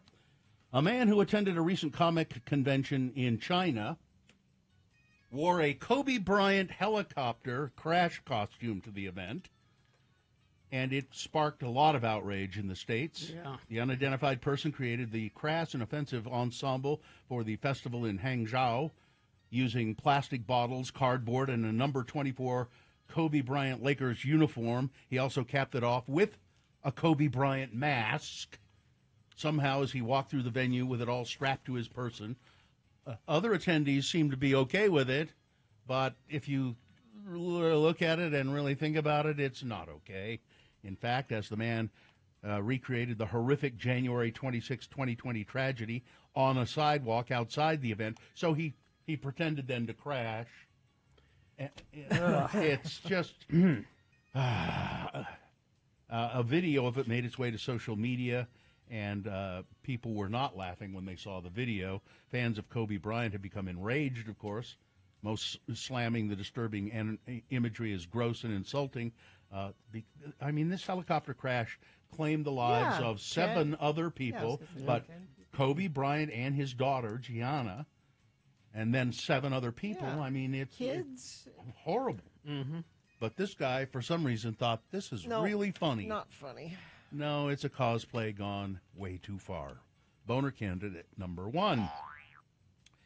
Here's Boner candidate number 2. The Colorado Republican Party says God hates pride and God hates flags. The Colorado Republican Party has marked the start of Pride Month with a mass email attacking godless groomers and a social media post calling for the burning of all pride flags. Whoa! The state's Republican move to the far right after a series of electoral blowout losses continued with some of its harshest anti-gay rhetoric in recent years. The Colorado Republican Party mass email titled God Hates Pride read, in part, The month of June has arrived, and once again, the godless groomers in our society want to attack what is decent, holy, and righteous so that they can ultimately harm our children. They don't. They just want to live their lives just like you do. That's all they want. The message to Colorado Republicans was headlined with an image reading, "God hates flags," a nod to an anti-gay slur, of course, on picket signs of the infamous Westboro Baptist Church. Yeah. The party's message was signed by Chairman Dave Williams. A post from the Colorado Republican Party on Twitter read simply, "Burn all the pride flags this June." Valdemar. They're encouraging vandalism. Yeah. Valdemar Archuleta, president of the Colorado Log Cabin Republicans and a candidate for the heavily Democratic 1st Congressional District in Denver, he renounced the Republican Party's endorsement as a result. These morons running our state party make it extremely hard for some of us to accomplish our goals for liberty, Archuleta posted. In a follow-up statement released Tuesday, Archuleta said he could not accept the endorsement of the Colorado Republican Party, calling the party's email just hateful, disgusting, and offensive. Yes. Boner candidate number 2, the Colorado Republican Party, who says God hates pride and God hates flags. Yep. Coming up in a moment, Boner candidate number 3. You know, if Hunter Biden is acquitted, Jesse Waters knows why. Boner candidate number 3 coming up after this. Big Boy News and Opinioendo brought to you by Feldman's Deli, Utah's authentic Jewish deli with expanded hours, now open Tuesday through Saturday, 8 a.m. to 8:30 p.m., breakfast till 10:30, lunch, dinner, live music Fridays and Saturdays. More information at feldmansdeli.com. Is the TV show Boy Meets World still on? No. I don't think so, no. Been gone for a long Yes. time, right? One of the actors from that show, Trina McGee, is now 54 years old, and she has announced, at the tender age of 54, I have found myself pregnant. Really? That'd be like me being pregnant. Because I'm 54. I Can didn't you want picture to. me I pregnant didn't want right to. now? I didn't want to have to think about that. Picture me pregnant. I don't want to. You've seen me pregnant 3 times. I don't want to see you pregnant again, ever. You know, we've had this talk. I mean, really. You're not having any more. At the tender age of 54, I found myself pregnant as she played in the background "Baby Love" by the Supremes. Please bless us. 54, holy cow. Yeah, please bless us with your prayers for a safe delivery. This will be McGee's 4th child. And first with her husband of nearly 20 years, Marcelo Thedford. She's already a mom to 31-year-old Ramia, 29-year-old Langston, and 25-year-old Ezra, 2 of whom she shares with ex-husband Cortland Davis, according to Entertainment Tonight. Her first recurring TV role was playing Angela Moore, the love interest to now 44-year-old Ryder Strong's Sean Hunter on Boy Meets World for its final 3 seasons. Recently, the actor revealed on Instagram that she was 6 months pregnant while filming an episode that premiered in 1998. That time I played a teenager, and I was actually 6 months pregnant, but we hid it on the show. Let's see what's going on here. Dangerously hot temperatures. A high-pressure system will settle over southern Utah. This will start in earnest on Thursday, apparently, bringing the hottest weather of the season by far, with temperatures well into the hundreds, starting today. Yeah. The temperatures are about 20 degrees warmer than seasonal norms this time of the year. I'm hot! An excessive heat warning has been issued through Friday for the areas surrounding St. George, Lower Washington County, and Lake Powell. There is a 50% chance of reaching or breaking the daily record high of 107 degrees on Thursday in St. George, according to the National Weather Service. So they're expecting in St. George, Wednesday 105, Thursday 108, Friday cooling off to 107, and then cooling down to 104. And we'll be in the upper 90s up here, so we're going to be warm too. Yeah, and heat dome is covering other parts of the country as well. California, Nevada, Arizona, and Texas. As of Tuesday afternoon, more than 36 million Americans were under heat alerts. Heat domes occur when the atmosphere traps hot air from the ocean. Extreme heat is probably the most deadly weather disaster that we have. said Climate Central Chief Program Officer Andrew Pershing. About 1,220 people are killed by extreme heat every year in the United States. Over 1,000 people. Some of the heat that's expected in California, let's see if they mention any of them. They don't in this story, but I saw like Las Vegas was supposed to get to 112 or something like that. Not pleasant. We talked about this before, but the number of new medical school graduates applying to Utah residency programs dropped by nearly 1,000 this year, continuing a trend of healthcare professionals choosing to work elsewhere, a trend that will likely have impacts on patients already enduring long wait times to see a doctor. Utah was among the states with the biggest drops in applicants, according to an analysis by the Association of American Medical Colleges think tank, which documented a wide range of shifts, from a decrease of 19.3% to an increase of 30.3%. The applicants considering Utah went down by 13.1%, and the average state saw a 10.1% decline. Yeah, why would you choose to practice here, place like Utah, place like Idaho, places like in the South, where it's confusing whether you are breaking the law or not? If you have, at that point in your career, you're choosing where you want to practice, most people, I would guess, are going to want to practice in states where this isn't a problem. Utah is one of the 5 states categorized as very restrictive by the Guttmacher Institute, which researches sexual and reproductive health policy. The state has a gestational limit on when someone can access an abortion. It currently is legal up to 18 weeks, but Utah's highest court is weighing whether a near-total ban, triggered by the U.S. Supreme Court's June 2022 overturn of Roe v. Wade, will remain blocked. But as Gina said, doctors don't want to work. Exactly. Why would they? Here. They don't want to come and here. I sent you a story, Bill. Maybe I've you got can it do right later. here. We can. No, I've got it. Oh, I thought I had it right. Yeah, here it is. Texas radio host Ryan Hamilton says that after his wife had a miscarriage at 13 weeks, there was no fetal heartbeat. She was denied proper medical treatment. On May 16th, she called him and said, "Our baby has no heartbeat," and that's all that she could really get out, Hamilton told CBS Mornings on Tuesday. She first visited an emergency center in North Texas, the outlet reported, where doctors confirmed that the fetus did not have a heartbeat. His wife was prescribed misoprostol, which is commonly called an abortion drug, although it's used for both miscarriages and abortions, to finish the process of what had already started at home. They don't send you home with real instructions, though. They just give you a few things to look out for, but you would think that, you'd come home with a thick book of what to do and what not to do. Now, they're sending people home with the drug because they are unclear, because traditionally, in the sense, there's no heartbeat, we'll go in and do a DNC and remove the tissue, and you can be on your way. But they're afraid to do that now. Yeah, the DJ Hamilton explained his frustration with the seemingly inconsistent medical practices. He said the doctor said, "Due to the current situation, I cannot prescribe this medicine for you." And anyway, he went home. He found his wife on the floor, hemorrhaging. Because they should have been able to take care of this at the hospital. Exactly. Yeah. That's what happens when you have lawmakers making these laws and not talking to doctors about this stuff. Hamilton says he's speaking out. "I want people to know that this really happens. My fear is that stories like ours will continue to get told and not believed.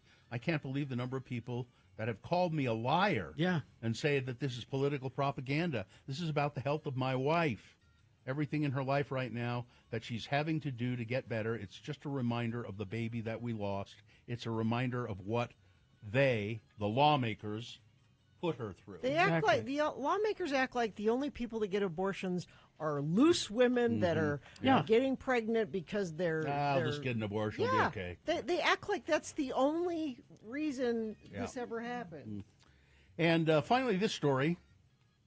You remember the boners yesterday or the day before? The guy who was driving his car, and Yes. and he had a suspended license, Mhm. and the judge said, "Are you driving your car right?" Well, that video, guy's name was Corey Harris, went viral. It's garnered a lot of laughs, but it's no joke for the Michigan man who's trying to understand how he even ended up being charged for driving with a suspended license. He apparently, according to the Michigan Secretary of State's office, it never received a clearance from a friend of the court in 2022, so Harris's suspension was never lifted. He thought it had been. He thought he was perfectly legal, and he really should have been. He said he was driving his wife to the doctor because her medical condition was worsening. And they checked into it, and he's not going to be charged with anything in the long run. He's not supposed to be having a suspension. So we will rescind his boner award. Yes. Right? Doesn't happen very Just often. like this. There you go. There it is. So you no longer a fine. boner candidate, sir. All right. That's it. Weather, traffic. Well, Bill did a lot of the weather. He was talking mostly about how hot it'll be in St. George, but we're just as warm up north here today. High of 87. Tomorrow, 97. It's just going to keep climbing up. We stay in the mid to upper 90s all the way through the weekend into the first part of next week. Traffic, friend of the program says helicopter moving equipment at IKEA and Draper. People are slowing down to watch. Uh-oh. It's just it's just construction, folks. You don't. Could you not do that during drive time, You don't please? need to do that. Let's see. We also still have that incident exit ramp southbound I-15 to Warm Springs Road in North Salt Lake. Use 11th North exit as your alternate. Try to avoid that area completely. The Elite Aesthetics team at Canyons Medical Center focused on 3 cutting-edge skin therapy devices for younger, healthier skin. Visit canyonsmedical.com. Go to the services menu for details. Boner candidate number 3. If Hunter Biden is acquitted, Fox News' Jesse Waters knows why. This I saw. It was a tweet from Dr. White commenting on another tweet from Ron Filipkowski. So here's Dr. White's tweet. Usually I ignore these things, but Jesse Waters specifically implies that if Hunter Biden is found not guilty, it's because the jury is comprised of a majority of black members. And What? It's a drug crime. Also bringing up that family and friends were there to support becomes a nefarious tool in Mr. Waters' telling of it. And he's commenting on this tweet from Ron Filipkowski. Jesse Waters says Hunter Biden's jury is probably going to violate their oath and ignore the law because most of them are black. Holy cow. He should lose his job for that. Should- He's on Fox News. He's on Fox He News. won't lose He his should have job lost for his that. job a lot of times. Boner candidate number 3. If Hunter Biden is acquitted, Jesse Waters knows why. These are your guys. All right. Most watched news channel, right there. All right, let's review the first 2 and vote. Boner candidate number 1. A cosplay gone way too far. A man at a comic convention in China wearing a Kobe Bryant helicopter crash costume to cosplay. Boner candidate number 2, the Colorado Republican Party says God hates pride and God hates flags, and you should burn pride flags. And boner candidate number 3, if Hunter Biden is acquitted, Jesse Waters knows why. All right, time to vote for Boner of the Day. 1, 2, or 3. Remember your candidate number, the one that you think is the worst, the one that you think should win Boner of the Day. 1, 2, or 3. Put that single digit, the one that you think should win, in the message of a text, and then text that to 33986. Easy. Or you can call Katie in the producer's booth at 877-602-9696. Go online, x96.com. Look for the box that says Boner of the Day, June 5, 2024. Click and vote. If you don't see that box, refresh your browser. It'll appear. Click and vote. You got 4.5 minutes to get your votes in. Then we're going to award the Boner of the Day. As soon as we award the Boner, that means the phone lines are open for Dr. Cobble, your medical questions. Get them ready. 877-602-9696. All right, here we go. Let's vote for Boner of the Day.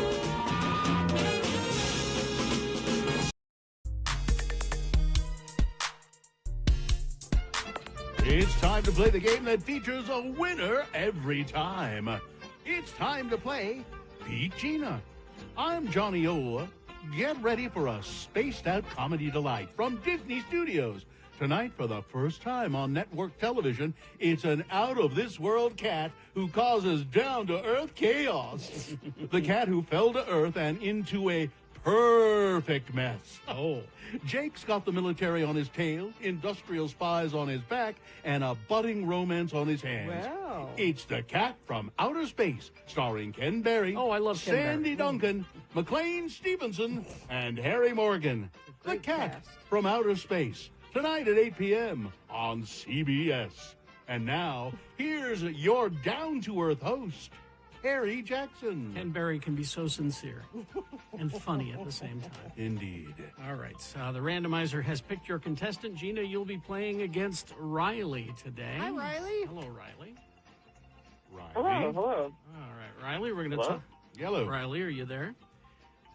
I am here. Are Is you this guys? your first time on the phone? Is this your mother It is. Your Okay. mother teaching you how to use the phone? All right. We're going to toss a Yes, coin yes. to see who goes first. It will give you an advantage in the game. Heads or tails, please.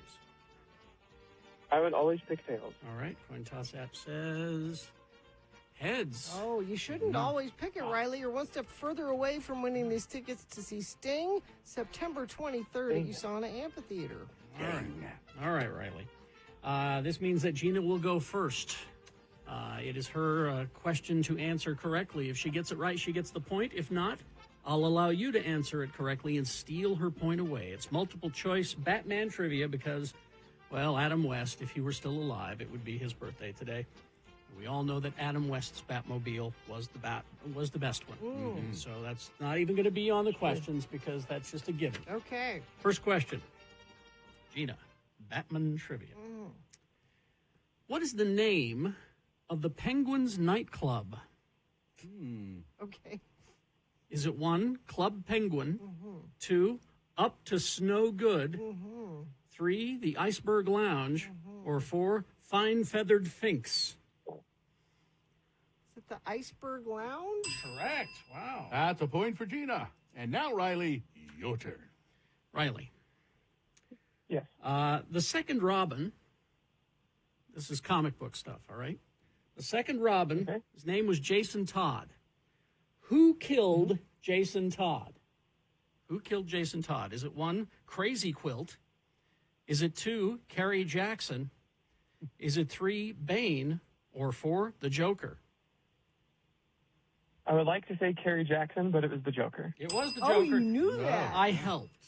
You did. I did Oh, help okay. because there was an 800 number you could call to vote. Oh, I remember you Should talking we about kill him? Should we not? Oh. And it was part it of was a 900 number. I spent a lot of money Oh, Carrie. calling to vote. All right, Gina, Yes. back to comics now. Okay. What color was the original Batmobile? What color was the original Batmobile? These are all real colors. Is it 1, Stanky Bean? Is it 2, red? Is it 3, Clardic Fug? Or 4, blue? Blue? You'd like to think that, wouldn't you? Riley, here's a good Riley. chance for you. I'll go with red.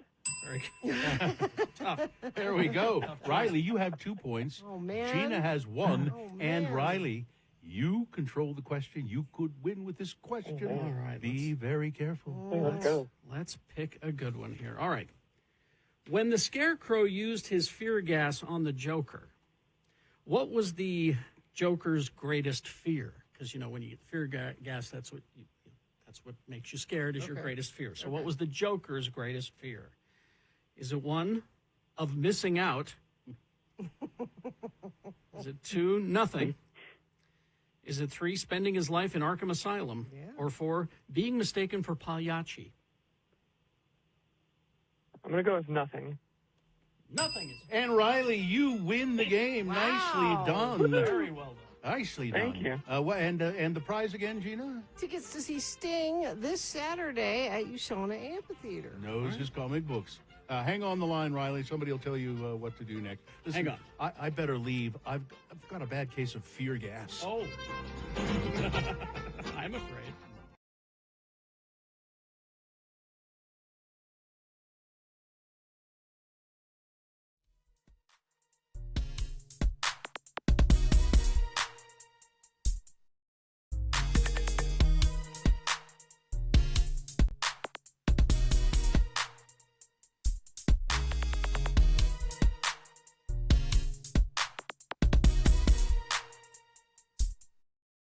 X96. 747, let's award boner of the day. And it's brought to you in part by a bowl of tomato soup and a bagel. Oh. Okay. And Gracie's open daily for lunch and dinner, now serving brunch every Friday, Saturday, Sunday till 3 p.m. NBA, NHL games televised in high def. Gracie's located at the corner of 3rd Southwest Temple. Must be 21 or older to enter. Well, boner candidate number 2 and number 3 just really duked it out for a win. See, back and forth. Each candidate, the Colorado Republican Party says God hates pride and God hates flags and burn pride flags. And then Jesse Waters, knowing Hunter Biden, if he gets acquitted, it's because the jury's black, because it's a drug crime. So they went back and forth, but the winner by, 8 votes, boner candidate number 3, Jesse Waters. Only 8 votes. Huh? Mm-hmm. Wow. Okay, well. That's your boner of the day for today, June 5, Holy cow. 2024. A little warm for January. I'll say. Something wrong there. And now qualified to be boner of the week. All right, is this a sponsored feature? Yes, the elite aesthetics team at Canyons Medical Center focused on 3 cutting-edge skin therapy devices for younger, healthier skin. Visit canyonsmedical.com. Go to the services menu for details. Do you have a medical question? Do you have a question about your health, about how to preserve it, if you've got symptoms? Dr. Michael Cobble has joined us on the phone here. Good morning, Dr. Cobble. Good morning. You hear that story about medical professionals not wanting, or people graduating from medical school not wanting to practice in Utah because of reproductive health issues? Oh, I don't know. Yeah. I'm more interested in the story that you guys have been on the air for 40 years. That's crazy. I know it is. Is that formaldehyde and bleach that's keeping you? And the Mediterranean diet. That's how we're... And the Mediterranean diet. Of course. And what would you call that cocktail of formaldehyde and bleach? Is there a name for that? We call it the Trump. The mocktail. Yeah. 877-602-9696. That's the number to call. If you have any question for Dr. Cobble, just medical questions. Questions, health questions. Don't ask him about gardening. I don't think he's much of a gardener, although I don't really know. No, I am. I was putting wildflowers planting last night. I watered the garden this morning. I was weeding last night. There we the go. yard. Yeah. I do gardening. If you want to come by the clinic and schedule, an appointment. Happy to help. A little consultation on gardening. I can get things started today. Okay. 877-602-9696 is the number to call. You have a medical question, Carrie Jackson? Or text your questions, 33986. It's just a weird thing that I began noticing the past few years. After I eat... It's called old age, Carrie. And it doesn't matter if it's spicy food or not spicy food or anything like that. So that's going to be your first question. Any meal that I have, my nose kind of runs. Get a little drippy. I get a little, and it's just clear. It's not, No matter what you eat? When I eat a meal. Spicy. When I eat a meal. If I'm just snack, it's not a problem. But if it's a meal, my nose runs. Huh. And usually supper time. Why would that be? I have no idea. That's why you're asking Dr. That's Cobble. why I'm asking, yes. That's typically a cholinergic or histaminergic reflex from the vagal nerve from the stomach. Could be, which goes to the brain. If it was really bad, you could do a little atropine nasal spray beforehand. Before I eat. But I get the same thing, and it typically is with spicier types of foods. Now this is even not spicy food. Anyway, it was just weird, just weird that. What is that vagal nerve, Dr. Cobble? Because I've also heard is it vasovagal response? Vasovagal. Yeah. What? Talk about that a little bit.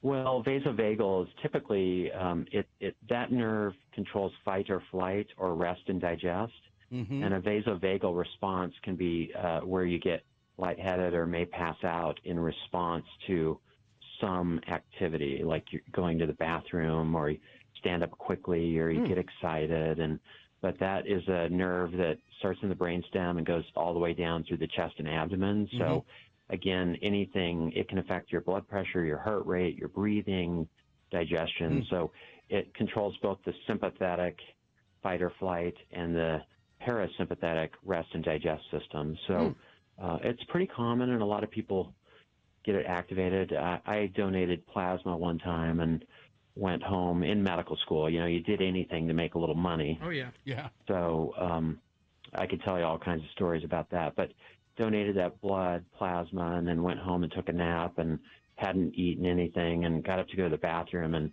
when I was going to the bathroom, I had a vasovagal and passed out. And it's called micturition syncope when you get up to go to the bathroom and you can pass out. Wow. Now, I know it's. I first heard of my my sister-in-law cannot bear to see anyone get an injection, a shot of any kind, and doesn't like to get them herself because she'll pass out. Because she'll pass out. Really? Wow. Because she has a response. Yeah, and some people when they see blood, they'll pass out. Yeah, that's true. Yeah, I'm not good with that myself.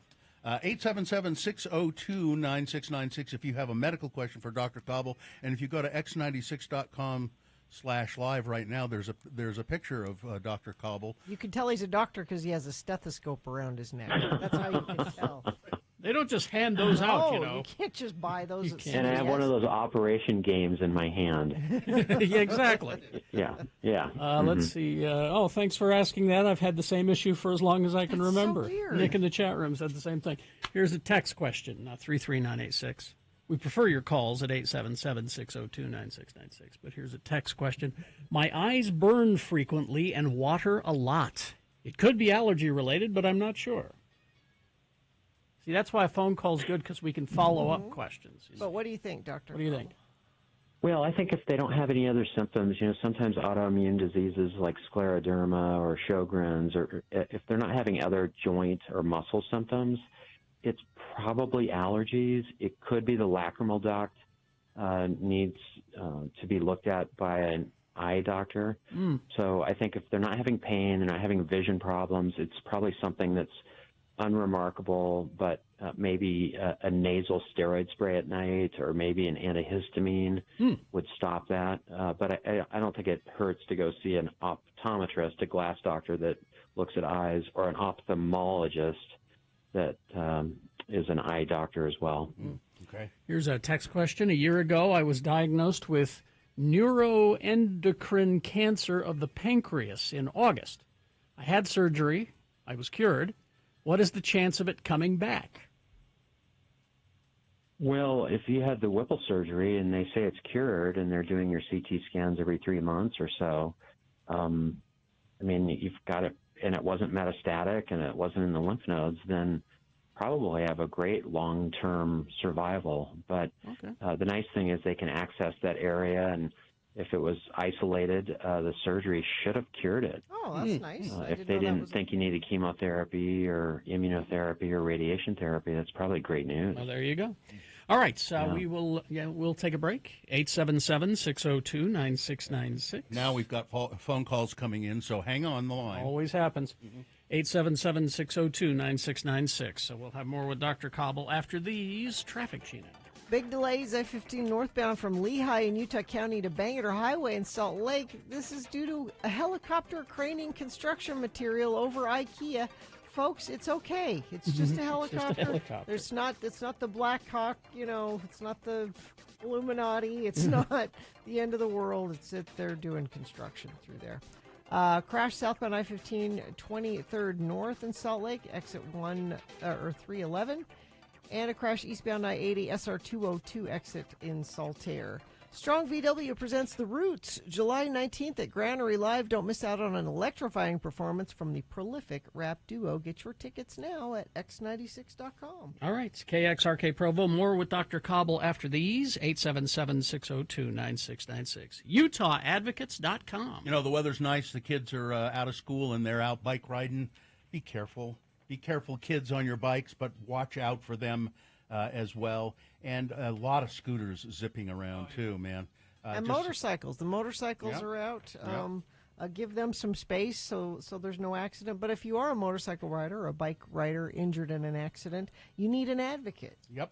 And that's why you call the Advocates. They're personal injury attorneys, and they're available to you 24 hours a day, 7 days a week.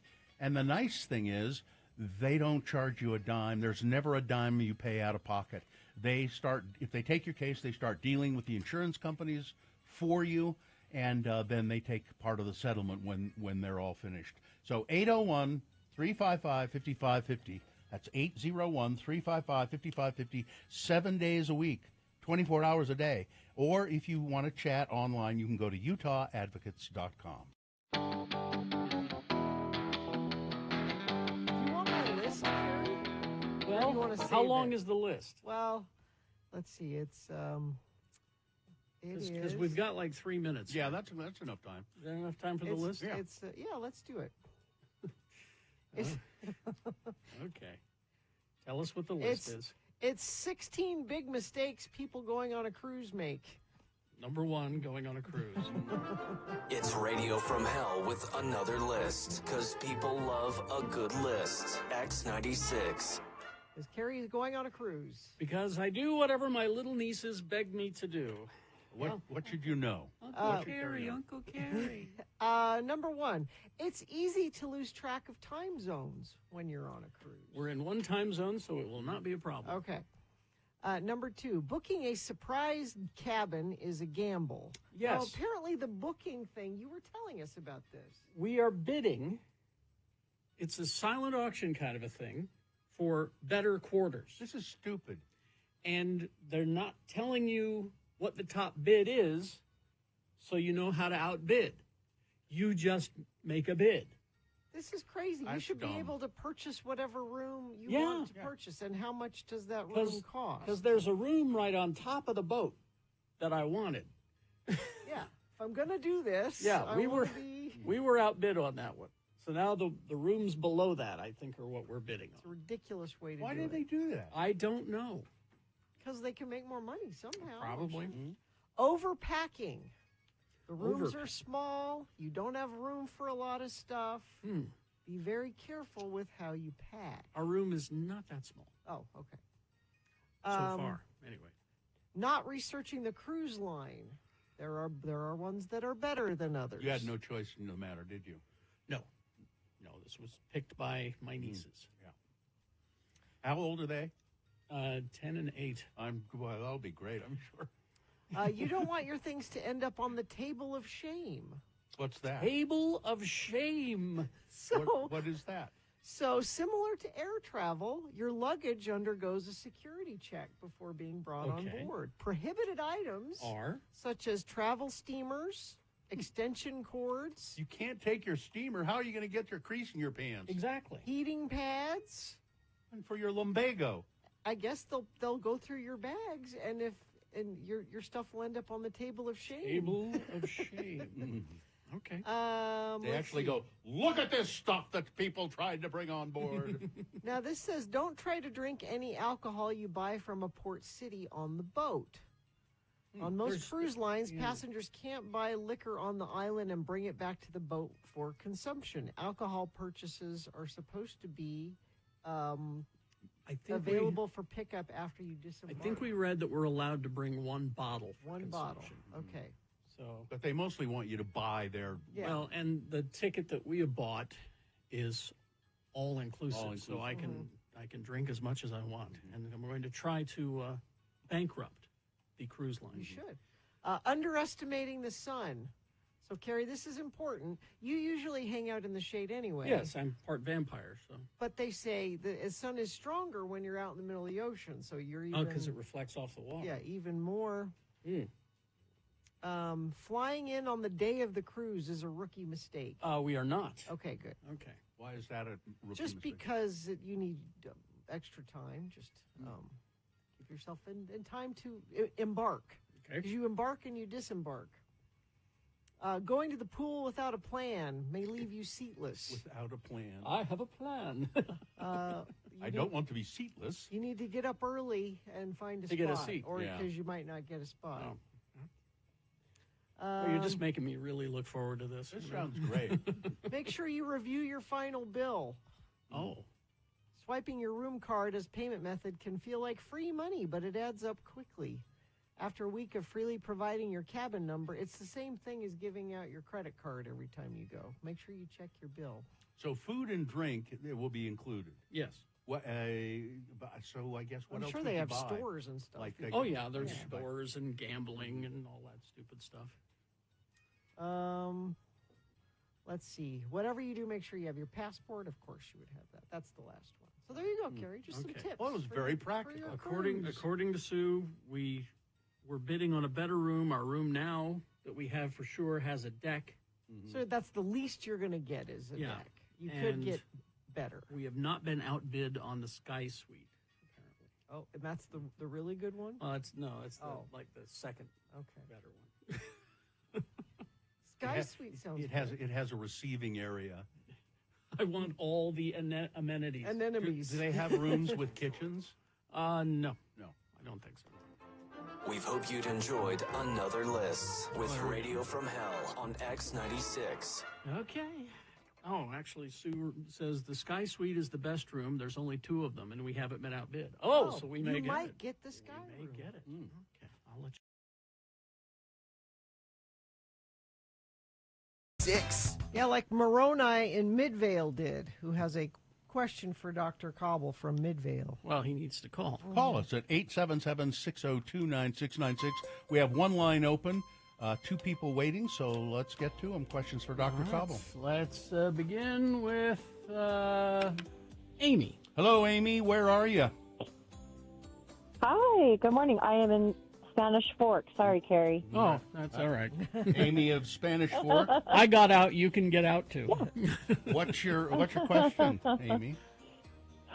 I haven't had allergies for about 10 years, and they're just insane this year, I think just because we had a lot of water and everything. But I'm just wondering if you can take an allergy pill of semaglutide, because I heard there's a couple of things you shouldn't take with it.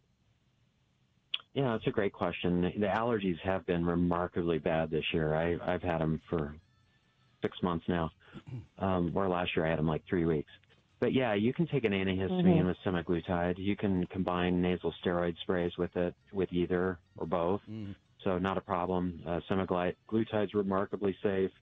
That class of drugs was identified in 1964, came to market for diabetes care in 2004, and then was approved for weight management about 5 or 6 years ago. Very popular and easy to use and remarkably effective. So, yeah, go for it. Use any antihistamine with it and or nasal spray. What was it doing between 1964 and 2004?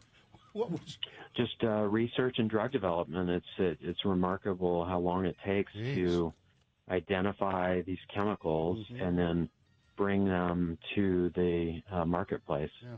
There you go. All right. Thank you, Amy. Okay. Thanks so much. We'll see you. Bye. Thank you. All right, let's go to Mary. Mary? Hi, guys. Hi. Hey, where are you? Hello, good morning. Good morning. Where are you? I'm calling from Salt Lake City. Okay, what's your question? So my husband was diagnosed with an enlarged prostate, but he's not taking the medication that they prescribed for it because he says it gives him migraines, and I'm just wondering if that's a normal side effect.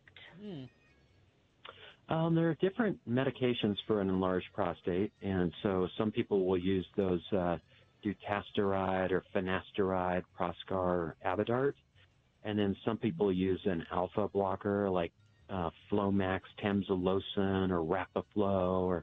But I think there are 2 different categories. So if the one category, if it's Flomax, Tamsulosin, or Rapaflo, or and that it's possible the alpha blocker can do it, or I would move to the other category. So again, dutasteride or finasteride may work better for him, but there are other options. So I think I'd go back to his clinician, say, hey, I get headaches with this. Can we try a different class of medication? If he's not having symptoms of the prostate, that's fine. But, enlarging prostates can affect urine flow, and you're getting up 3 or 4 times at night, and you're standing at the toilet for a minute or 2, and that's pretty frustrating. So I think it's easy to find another product that would help his prostate and not have the headaches with it.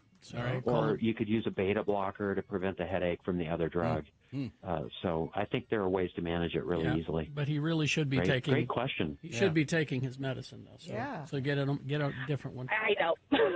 All right. I know. Guys are that All right, way. thank you so much, you guys. Thanks, Mary. Yeah, great question. Thanks, Mary. Let's go to Riley. Hello, Riley. Hi, Riley. Where are you calling from? Salt Lake City. Okay, what's your question? Yeah, my question is I got, so, you know, everybody's got back pain and stuff, but I got like severe lower back pain, but it's in my left hip is really in pain, and over the last, I don't know, 4 or 5 years, it's gotten worse. I'm already 41, and I started walking with a cane already. Oh. It feels like my hip is, like my hip joint inside, like my bone, I can feel bone on bone. It feels like if I move. Have you gone to a doctor, Riley? Well, my question is what would we recommend? I don't have insurance. What's the best way to go get it checked out? Like, you know, is it going to the ER or and racking up that bill? I don't want to, you know what I mean? That's my question. Yeah. Okay. Yeah, I mean, it's bad not having insurance. I would definitely try to apply for Medicaid if you can qualify for that and then see a Medicaid doctor. Right. The other option is see an orthopedic doctor, and, you know, I don't know if that'd cost a couple $100 to see the orthopedist. They could order an MRI. You could probably pay cash at the imaging center for an MRI of that hip, $400 or $500. So, you know, if you could come up with $1,000, you know, that's cheaper than putting a new water heater in your house. And it sounds like this is really affecting your quality of life. You know, you're walking with a cane, you're miserable, and I think that the orthopedist clinic and the MRI facility would be sensitive to that. I think you could probably see an orthopedist for a couple $100, probably get an MRI at an imaging center cash for under $400 or $500, and you'd have an answer. The harder part is then what's the solution? Right. Because, you know, surgery is going to, or maybe it could be a cortisone injection in the hip joint, and that could give you relief for 2, 3, 4, 5, 10 years. So, but I don't think you should be this miserable. So try to apply for Medicaid or try to get a secondary insurance through the exchange, and then, or you know. There you go, Riley. We could talk about this for hours. Yeah. Exactly. But good luck, Riley. Yeah. Thanks, Riley. I appreciate it. Thank you, Riley. All right, let's go to Lindsay. Hi, Lindsay. Hi, Lindsay. Where are you calling from? Kearns. Oh, Kearns. Okay. What's your Kearns question? Yeah. I kind of wanted to find out how I can tell if I'm having major allergies or if I have a cold, because what's the difference? That's everybody's dealing with that. Yeah. I started getting sick over the weekend, and then by the end of the day, I can't hear out of my ears, and I've taken an allergy pill, but I just don't know what's going on. And it doesn't seem to be getting better. Okay. I think the easy way to differentiate it is if you've been around someone else that was sick, then it's more likely you've caught a contagious issue. If you're running fevers that are 101 or higher, then that would be an infection. Low-grade fever can be hay fever, so the term hay fever, allergies, and so that could be 99, 99.9. If you're coughing up or blowing out green, brown, yellow, thick crap, can I say that word? Is that okay? Yeah. Sputum. Medical terms. Yeah, then it's more likely a bacterial infection. But this time of year, allergies and a cold can feel the same. So again, if you're not having fevers or chills or feeling remarkably terrible, then it's probably hay fever. And you'll probably have to do the antihistamine twice a day for 2 or 3 days, and then at dinner time for a week. And then you may have to use Sudafed with it to take away that congestion, you know, where the ear's plugged or you have the sinus pressure. Get the real Sudafed, though. Okay. Get the real Sudafed, not the off the show. Don't get phenylpropanolamine. You got to get pseudoephedrine, and you'll have to ask the pharmacist for that. Yeah, because we can't be trusted with it. Yeah, they keep it behind the But counter. it's probably hay fever. It's probably allergies, and usually that'll clear up in 3 to 7 days if you get pretty aggressive with the over-the-counter medicines. All right. There you go. Try that. Okay, thank you guys. See ya. Have a Thank good day. you, Lindsay. We'll see you. We run out of time. We are out of time, Scott. I'm sorry, but if you'd like to stick around to play Beat Gina, we'll let you do that. Dr. Cobble, thanks a lot for being with us, and maybe you Yeah. could send us another picture where you're not wearing that tie. Oh, I think that guy's a local artist. Yeah. Is that you buy that at the Park Sillies? No, I don't know where I got it, but I think it's James Christensen, if I remember correctly. then I'll we have to should look keep it up. Oh, we'll keep it then. All right. Okay. Yeah. All right. Don't be a jerk. Yeah, Bill. Bill. Gosh. That's a medical condition. Jerkiness. Jerkiness. Thanks, Dr. Cobble. Thank you. Okay. Thank Bye. you, sir. Traffic, Gina. Okay, folks, IKEA's just doing construction. I know there's a helicopter hovering, and you think it's like the World War III Or a starting, hostage or a situation. hostage it's just construction. Just move along. I ain't never seen a whirly-bird before. People are slowing down and stopping. I-15 northbound. Big delays from Lehigh to Utah County to Bangor Highway. It's just. Are you sure that's all it is? Yes. Okay. Keep it moving, folks. People got places to go. Nightingale College provides the opportunity for an ideal work-life balance from the comfort of your home. 100% online nursing classes and no waiting list. Become a Nightingale nurse. Apply for their upcoming fall semester at nightingale.edu. All right. Beat Gina coming up after these messages and a song. Beat Gina, what is the prize today? Cage the Elephant coming to Utah First Credit Union Amphitheater on June 20th with Young the Giant. You get those Young the Giant, Cage the Elephant tickets. So all you have to do is play Beat Gina. And because the Truman Show was released on this day in 1998, we're going to do reality TV show trivia. So just general reality TV shows. Because, Truman Show's kind of a reality show. It was. Yeah. So there you go. Reality TV show trivia. 877-602-9696. Call in to play and win. Beat Gina. 877-602-9696. We'll get to you.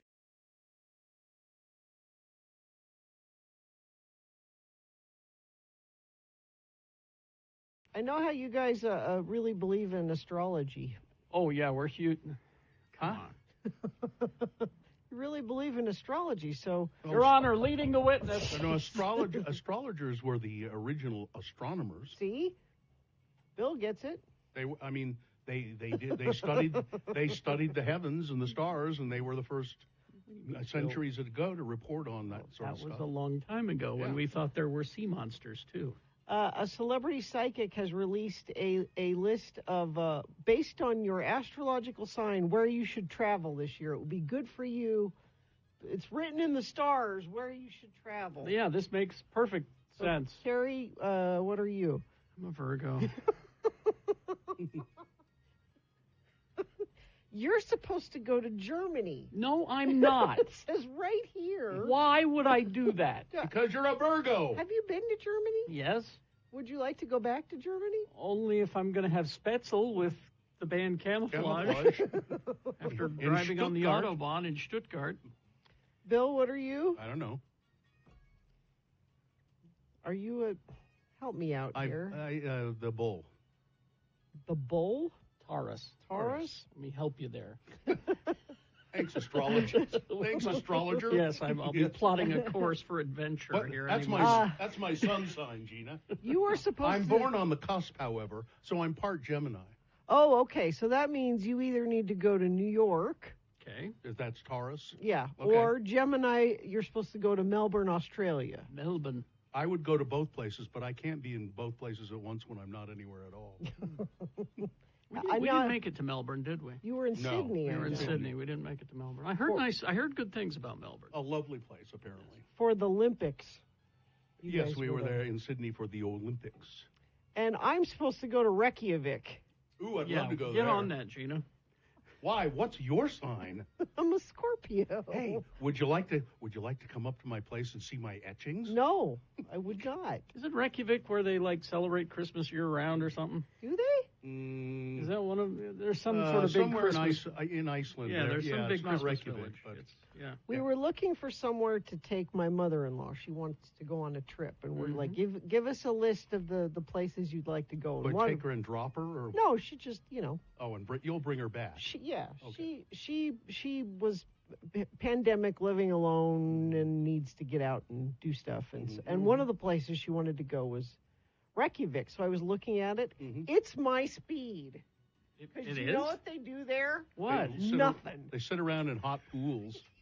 It's the land of the midnight sun, you know. And there's horses there. There's not It's a very modern city, actually. I saw a food show there, and there's a lot of great restaurants. But it's not an active, like, you got to go do a bunch of stuff. It's a lot of, sitting in hot tubs. Not like and- Germany. No, not like Germany where I'm headed, where the they're just Autobahn. marching in line all the time. That's all they do. Arms get tired from throwing books into piles. It just lighting them. Yeah. Well, this is all very scientific. So, are you going to Reykjavik? Yeah. No, how are we your are going to plans? go to Ireland, though, for spring break. That is happening. I mean, I think, as of now, that's happening. What city? Well, we're going to fly into Dublin and then do a tour across the country for a week. That sounds to me like it's doing something. We have a driver, Okay, good. and he's going to pick us up at the airport, and His name is Fritz. It's Brian, actually. Oh. Let's see. Brian Iceland. O'Brien. Yeah. Iceland is amazing. You will love Reykjavik. Tons of great bread and coffee. Yeah, Always see, wanted like to go. Bread, horses. And Bjork. It's cold, so I can wear sweaters and boots. And I don't have to wear like bathing suit anywhere. And there are times when it is like daylight all 24 hours. Yeah, that'd drive you nuts. Yeah, I don't want. Someone that. wants to know. I'm a Leo. Where do I Oh, go? Leo, you're supposed to go to Bangkok, Thailand. Really? Yeah. Do mine. I'm an asparagus. What? And Aquarius. Maybe it's Aquarius. Tokyo is where you're. That's your voice. That's voice to text there, I think. Asparagus. Let's see. Convenient for Bill. People born on the Taurus Gemini cusp are supposed to go to Denver. Actually, is what you're supposed to. What someone is saying. Well, I can do that in a heartbeat. In a heartbeat. Yeah, that's my superpower. I can immediately transport myself to now, Denver. Those of you who saw the billboard and said, "Oh, they play Depeche Mode. Maybe I should tune in." You see, Bill is a superhero. Yeah. But his one power is like Nightcrawler. He can transport places, but he can only transport to the city of Denver. And I can't transport back. One I have to way. get back. It's Yes, a one way. I have to take a bus or. Let's. But if I want to be in Larimer Square right now, Is that where I was going to ask? Does it send you to different places in any Denver? place I choose in Denver. Oh, okay. Usually I pick Larimer Square. Sure. Let's see. Libra, Trav the Trash Man. Trav, you're supposed to go to London. Oh, I'd go to London. Yeah. Sure. What? Do people don't really look at that? Sure and go, they do. Oh, well, I should do that. I'd say there's at least 5. There are people that make decisions based on. Yeah, Ronald Reagan and Nancy Reagan used to do it. Yeah, it was all about the They had a astrology. White House astrologer. That's right. I can't remember her name now. She was a famous astrologer. It's written in the stars. She was She had a column in the paper. Bill, I every can day. answer your question as people don't really, as far as that goes. There are people who still think that there are kids in school who identify as cats and need litter boxes. Yeah. All right? So I'm guaranteeing you there's at least a dozen people who are looking at that list going, London it is, or whatever. I guess that's made my decision for me. So they say you might as well do the rest of the list. Sagittarius? Let's see. Sagittarius, Nepal. Nepal would be good. Pisces for Steph. Brazil. Any particular city? It just says Brazil. Because that's a big country. Yeah, it's a very big. Cancer, you're supposed to go to Switzerland. Okay. If you have cancer, you go to Switzerland. Yes. Sure. I think I did them all. Is that everybody? I think so. But I heard somebody say that the government of Sweden is basically neo-Nazis. Do we know that? Was I've it been Sweden meaning, or was it Norway? I think it's Sweden. They're all the same. I've been meaning to look into it. I'm not going to Google. They're pretty Sweden extreme. Neo-Nazis. Swedes. Yeah. Well, the government is anyway. Yeah. Because So it was Sweden. Is that what I heard? I think it was. They're pretty extreme. Did you do Capricorn? People are asking. I think I did. Beijing? No, I guess I didn't do that one. Oh, Capricorn, Yeah. Beijing. That'd be So nice. make your plans. It's Good written food in in the Beijing. stars. None of these are like beach vacations. No, Sue says what was Gemini because she's a Gemini, so because she makes all the travel plans. for us. Melbourne. We're going to Australia, honey. I hope I don't screw things up with my weird Virgo energy, because I'm supposed to be in Germany. Yeah, I want you to go. you're going to have to take separate vacations. Is that addressed in the article? I want you to go to Australia, and the whole time you're there, keep saying I'm supposed to be in Germany. I'm not even supposed to be in Melbourne. I think you just have to take separate vacations. in that case. Andy says Mercury's in Gatorade or something like that. Yeah, I don't know. Do you know? See, I don't know my wife's astrological sign. Isn't I know that when the first question you asked her when you met her? Do you know how? You know how I remember mine, or my wife's? Gemini, because she's a twin. Oh, that's Well, easy. Yeah. And the way I remember. I mean, I know what her birth date is, Mhm. but I have no idea what particular astrological sign that is because I don't care. Oh, now see, I need to ask Sue. Is it her actual birthday or her fake birthday? Because she had two. Could she be a different sign? Yeah, because Well, it'd have to be the actual one, wouldn't the it? actual one. Because if this is science, The stars don't lie. Exactly. They're going to know. I mean, I'm going to be there ruining the trip anyway. But my So- sign off today is I'm supposed to be. All right, 8:23. It's time to play Beat Gina. Brought to you by. Brought to you by Cage the Elephant, coming to Utah First Credit Union Amphitheater June 20th, featuring special guest Young the Giant. You can find more information about this show at x96.com. I'm Beat Gina announcer Johnny Ola, and we'll get to the game in just a moment. But first, it was us against them. Uh-oh. We had to find out how Minute Rice Mixes stacked up against the competition. Oh. So we took our Minute Rib Roast and Minute Drumstick Rice Mixes to hundreds of users of other flavored rice brands. All right. We asked them to taste theirs. We asked them to taste ours. All right. Over half of them admitted these Minute Rice Mixes had more flavor. The beef tasted more like beef. The chicken more like chicken. So now, you don't just have our word for it. You've got a lot of other people's word, too. Oh, good. These Minute Rice Mixes taste better. Our taste came through. It was us against them. And we won. The Rice Wars. The Rice Wars, Good indeed. for you. Thank you. All right. I also own a piece of Minute Rice Mixes. Ah, there we Oh, go. well. Yes. All right, thank Well, I don't make enough money being the announcer for No, BG. we don't pay Certainly, much. certainly not. No. Yeah. And now, here's our host, a mixed rice lover, Carrie Jackson. Thank you, Johnny Ola. I know you're a rice-a-roni man. I wasn't going to bring it up. It's the San Francisco treat. Ding, ding. Josh, the randomizer has picked Josh for you to play against Gina. Are you there, Josh? Hello. Hi, Josh. All right, we're going to toss a coin to see who goes first. It will give you an advantage in the game. You call it heads or tails. Tails, please. All right, let's see what happens. It is tails, Gina Okay. Barberi. All right, that means Josh goes first. It gives him the advantage in the game.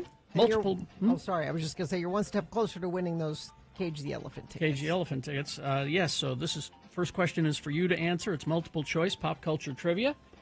If you get the answer correctly, you get the point. If not, I'll allow Gina to answer that same question and possibly steal the point away from you. What are you prepared to do in her name if she manages to beat you today, Josh? Make a donation to Utah Foster Care. Oh, that's great. nice. There we go. All right. Okay, because The Truman Show was released on this day in 1998, we decided why not reality TV show trivia? And Lord knows there are plenty of them. Let's Trivia for days. let's begin with a couple from Ink Master. Okay. Ink Master. It's the tattoo artist Oh, reality yes. show, you know? Yes, yes. All right. All right, Josh. Which Ink Master winner later became a judge in the latest season? Is it 1, Jason Clay Dunn? Is it 2, Crap Panther? Is it 3, Steady Henna? Or 4, Ryan Ashley? Oh, geez. Full guess. Let's go with 1. Jason Clay Dunn? Oh, you're so close. No, terribly sorry. Who is Jason Clay Dunn? Oh, okay. Then it's got to be number 4. Ryan Ashley. Okay. All right. 1 point for Gina, and Gina controls the question. Gina. Yep.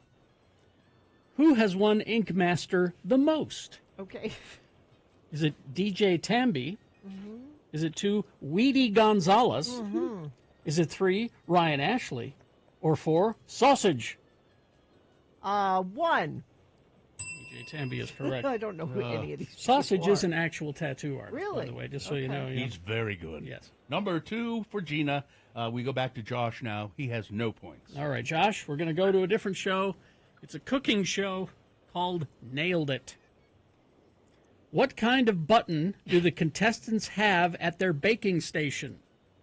Josh, is it 1, an emergency mise en place button? Is it 2, a panic button?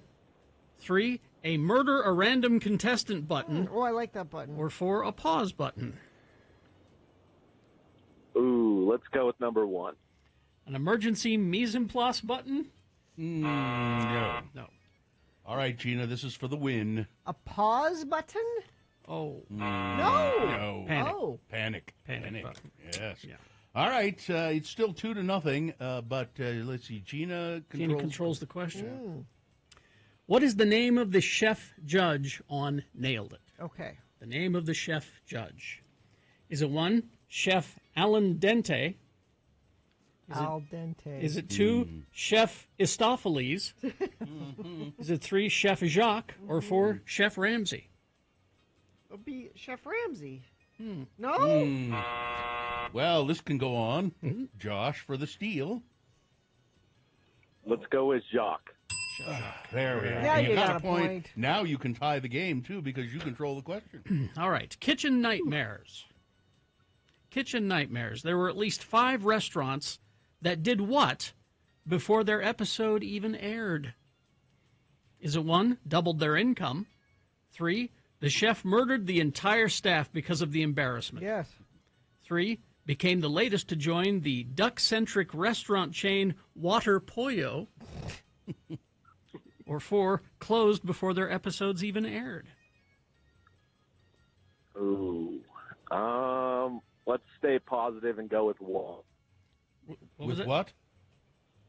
Number 1, doubled Number their 1, income. doubled their, nope, terribly sorry. Now there's Gina will win now. Yeah, it's they closed before the show even aired. Yeah. Closed before the show Sorry, even aired. Josh. Wow, Josh. You did miserably. Huh? I mean, he got a point. I Well, he think. did get 1. Yes, he did.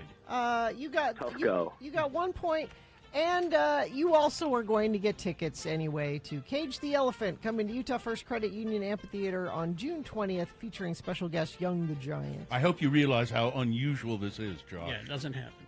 All right, Josh. Well, thank you. Thank you. Hang on the line. We'll tell you how to get those tickets. I've got to go. Mrs. Zola has some minute drumstick rice mix on the stove for me. Sounds good. All right. Big Boy News now, brought to you by... Father's Day's coming. Get Dad a gift from Haster Games. Find discounts on almost every type of product in store, including board games, Magic the Gathering, Pokemon, miniatures, dice, paints, and more. 6831 South State and online at HasterGames.com. Lisa Marie Presley's memoir will be posthumously published this fall, with her daughter Riley Keough serving as co-author of the book.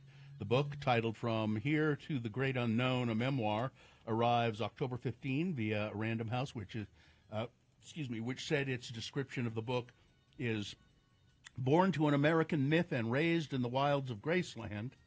Lisa Marie Presley was never truly understood until now. Before her death in 2023, she'd been working on a raw, riveting, one-of-a-kind memoir for years, recording countless hours of breathtakingly vulnerable tape. Does she talk which has about... finally been put on the page by her daughter, Riley Keough. Now, this is a perfect place for you to interrupt. Does she talk about her marriage to Michael Jackson? Because that's the thing that has always perplexed me. And wasn't she married to Nick Cage, too? Or she No, just dated they him? dated. They dated. It doesn't say here whether... I'll But I guess. would assume I she would does guess. talk about it. I would think, yeah. It's an autobiography, and it's raw, Gina. Okay. Raw. Very raw. Let's see what else. Dominion Energy changing its name It's been purchased by a Canadian company. The Dominion Energy, which supplies natural gas to roughly 90% of Utah, has a new name and a new owner, Enbridge Gas Company, based in Canada, Enbridge. They finalized the purchase of Dominion's Utah natural gas utility and gas supply company on Saturday. The new ownership includes a new name. Dominion will now do business as Enbridge, but executives say it's probably the only change that people will notice. Bill, now you never even moved over to Dominion from Rocky Mountain Power. You still write Rocky Mountain No, Rocky Power? Mountain, that's the electricity, Gina. That's like the electric. This is fuel. Oh. I still write Mountain Fuel. Mountain Fuel. Mountain Fuel on my on my bill. And you know what? What? They take my money. I write Mountain Fuel on the check, and I write Rocky Mountain Power on my electricity bill, and they take the money, which I think is shameful. Let's see. The Securities and Exchange Commission is closing its Salt Lake City regional office. Right, I think right over here, right across the way. Really? Because there was the departure of two attorneys who were sanctioned by a federal judge for presenting misleading evidence against cryptocurrency company DebtBox. Attorneys Michael Welsh and Joseph Watkins resigned this spring, according to court documents in the fraud prosecution. Judge Robert J. Shelby called their conduct a gross abuse of power, ordered the SEC to pay $1.8 million in legal costs for the defendants, and dismissed the case in May. Tracy Combs, who became director of the Salt Lake Regional Office in 2022, also left in May. According to her LinkedIn, the shuttering means a state with a long-held reputation as a fraud capital, that's us, folks, won't have an SEC office for the first time since the 1950s, when a frenzy over uranium stocks led to the opening of a branch office overseen by Denver. The Salt Lake City district office was elevated to a regional office during a reorganization in 2008. The closure also follows the high-profile victory for the Salt Lake SEC office, which obtained a $5 million settlement last year from the Church of Jesus Christ of Latter-day Saints and its investment arm, Ensign Peak Advisors. Its investigation, supervised by Combs and others, found that the investment firm did not properly disclose stock holdings and went to great lengths to obscure the church's investment portfolio. But besides attrition, the SEC cited organizational efficiency in deciding to close the Salt Lake office, which it noted is the smallest of all the regional offices. It said it had no plans to close any of the other 10 regional offices. Let's see. Utah. Do you know Utah has its own? We have an Ant-Man here. What? We have our own Ant-Man? We have our own Ant-Man. He works up at the University of Utah. His name is Jack Longino. He's very tiny, though. You can't see him. And he, in 2018, discovered a new ant species in his backyard here in Salt Lake. Jack Longino likes to spend his weekends close to the ground. He often wears a vest that holds 15 tiny vials filled with alcohol and a backpack with about 100 more. People look at me and they think I got a bullet belt, he said. He uses the vials to carefully collect and preserve ants. I end up with thousands of bottles of alcohol with dead ants in them, he said. He's traveled all over Central America. He is just very interested in ants. He's a professor of antology or something up at the University of Utah. But he's a professor in the School of Biological Sciences. But he was in his backyard one time and he saw some ants and he collected them and then he looked at them under a microscope and he said it was pretty clear this was a new species of ant from around here that evolved here. It was totally unexpected. It was really a surprise. Since living in Utah, he said, I've enjoyed just getting to know what are the local players, meaning ants. What do they do? What do they look like? Where do they live? There are so many different species of ant. It's incredible. And this guy is, I've heard him interviewed once a long time ago. And when he starts talking about ants, he gets excited. Well, and it is amazingly interesting. Really? Yeah. I mean, he knows about their behavior and the species. I've got some audio of an interview. Yeah. Oh yeah, let's see. You don't remember me? We met several times. It's Ant-Man. A-N-T-M-A-N. Oh, right. Yeah. Ant-Man. Oh, Yeah. What are your superpowers again? You talk to the ants, is that it? Well, partly, but mainly I shrink myself down to the size of an ant while retaining my full human strength. Yeah, see, there you go. That's him. Teaches up at the U. That's right. A nationwide outage affected AT&T on Tuesday, with customers reporting that they were unable to make calls on their mobile phones throughout much of the day. A lot of people took to Twitter to ask about the current service issues, some of them saying their phones were displaying the SOS mode. In response to one post, AT&T said it was aware of an outage, leaving some customers unable to complete calls between carriers. This is the second big, weird outage that they've had recently, and it is not good news for the company. Verizon took to Twitter to respond to an increase in service outage reports. In a statement to Scripps News, the company said its network was operating normally. It was fine, just fine. We're fine. We're just fine. But some customers, primarily in the Northeast and Midwest, were experiencing issues when calling or texting with customers served by another carrier. Let's see. Well, we got to wrap it up here. One more story. Let me choose something a little. Okay, I'll give you your choice. What type of cheese do Americans love most? Woman declared dead, but found alive, or New York magnet fisher catches a safe. Dead or alive? Dead or alive. I knew Okay. that. Cheese would be American cheese, I think. Kraft single. A Nebraska funeral home worker likely got a surprise after noticing a woman who was declared dead was actually still alive.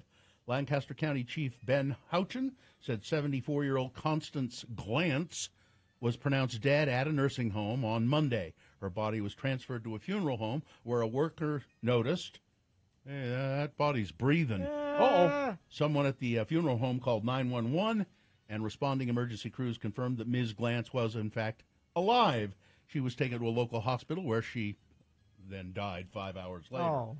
Yeah. He's dead, I tell ya. But they say it's an unusual case, but the funeral home says really the nursing home should not be held responsible. She really did seem to be dead, but somehow She was only mostly dead. Yeah, mostly dead. Yes. Yeah. All right. There you go. Sports weather traffic. Okay, so Simone Biles, remember she took a little mental health break? Good for her. It's done her well mentally, and she is back. She entered the weekend as a record holder for the most national gymnastics titles. She proceeded to make that record even more difficult to beat by winning her 9th title. Way to go, Simone. She's amazing.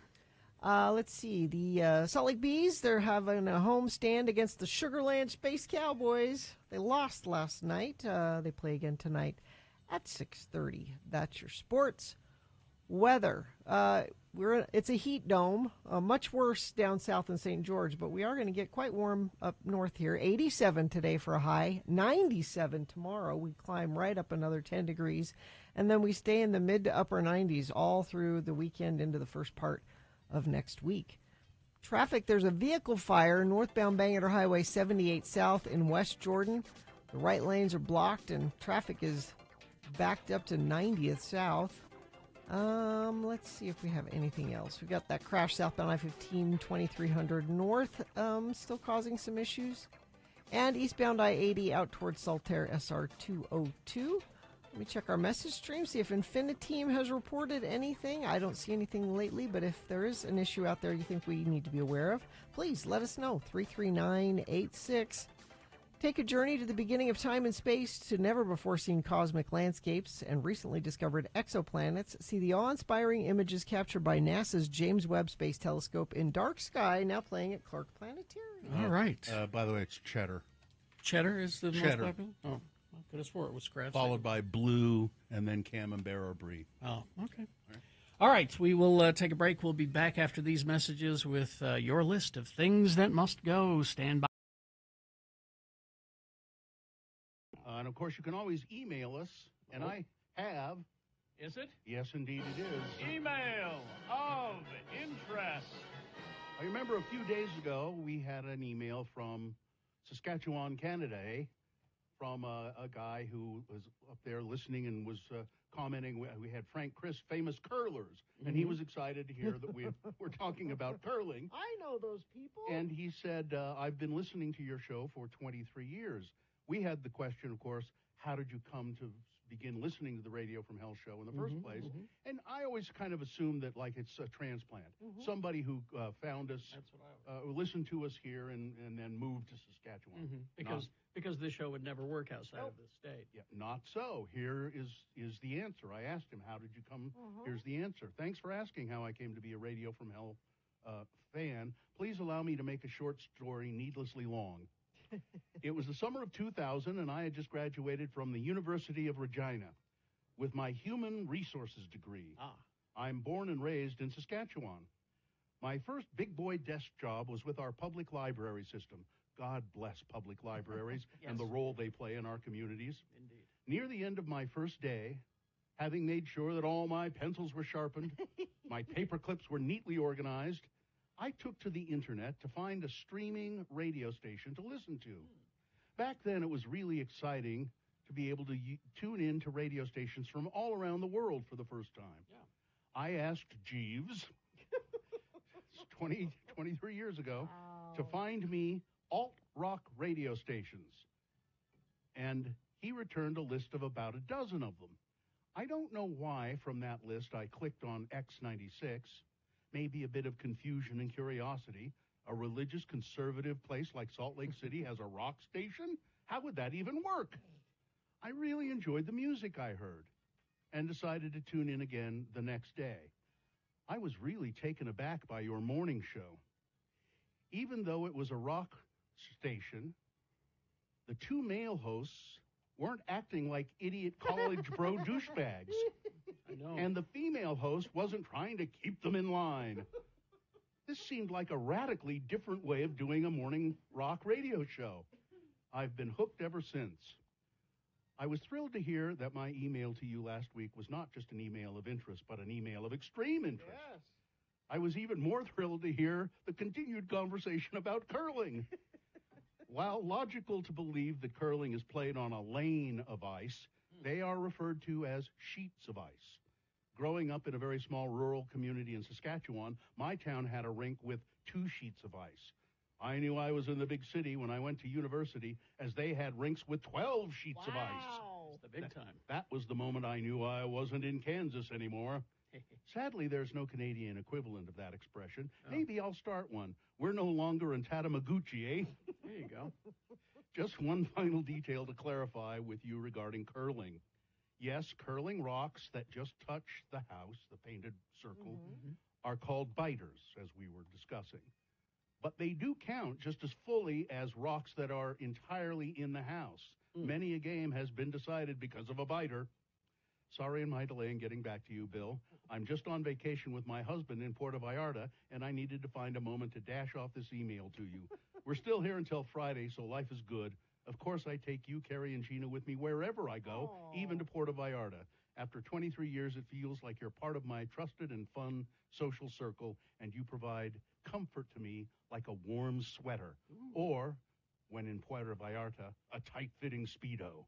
All the best, Kelly. And he's included his picture, and he's a handsome young man. Oh, Thanks, Kelly. Thanks. Email of extreme Canadian interest. His picture, he's on the beach in Puerto Vallarta. Nice. Lucky duck. I liked his line about the show wasn't too college. Here, I'll read it again. Even though it was a rock radio station, the two male hosts weren't acting like idiot college bro douchebags. I love that. And the female host wasn't trying to keep them in line. Because how many consultants have told us that that's what the show should be? Idiot bro douchebags. Yeah, you should pick a role. Yeah. One of you should be... It was the deer, the doe, and the dick. And the dick, yeah. Yeah. One of you should be a dick. Bill, that would be me? you. Oh, no. One of you should be a deer. That'd be Carrie, and then Gina would be the doe. Whatever all that means. It's a proven formula. Yeah. But what's the deer? I mean, just like there's the straight person, and then there's the The dick. Because that's a proven mathematic formula for entertainment. And there's one other thing you have to add to that. Mm. You have to know when to take the first exit. That's right. You have to take the first exit. Always take the first exit. Right. Email of it. Yeah, okay. I guess I should take the exit here, shouldn't I?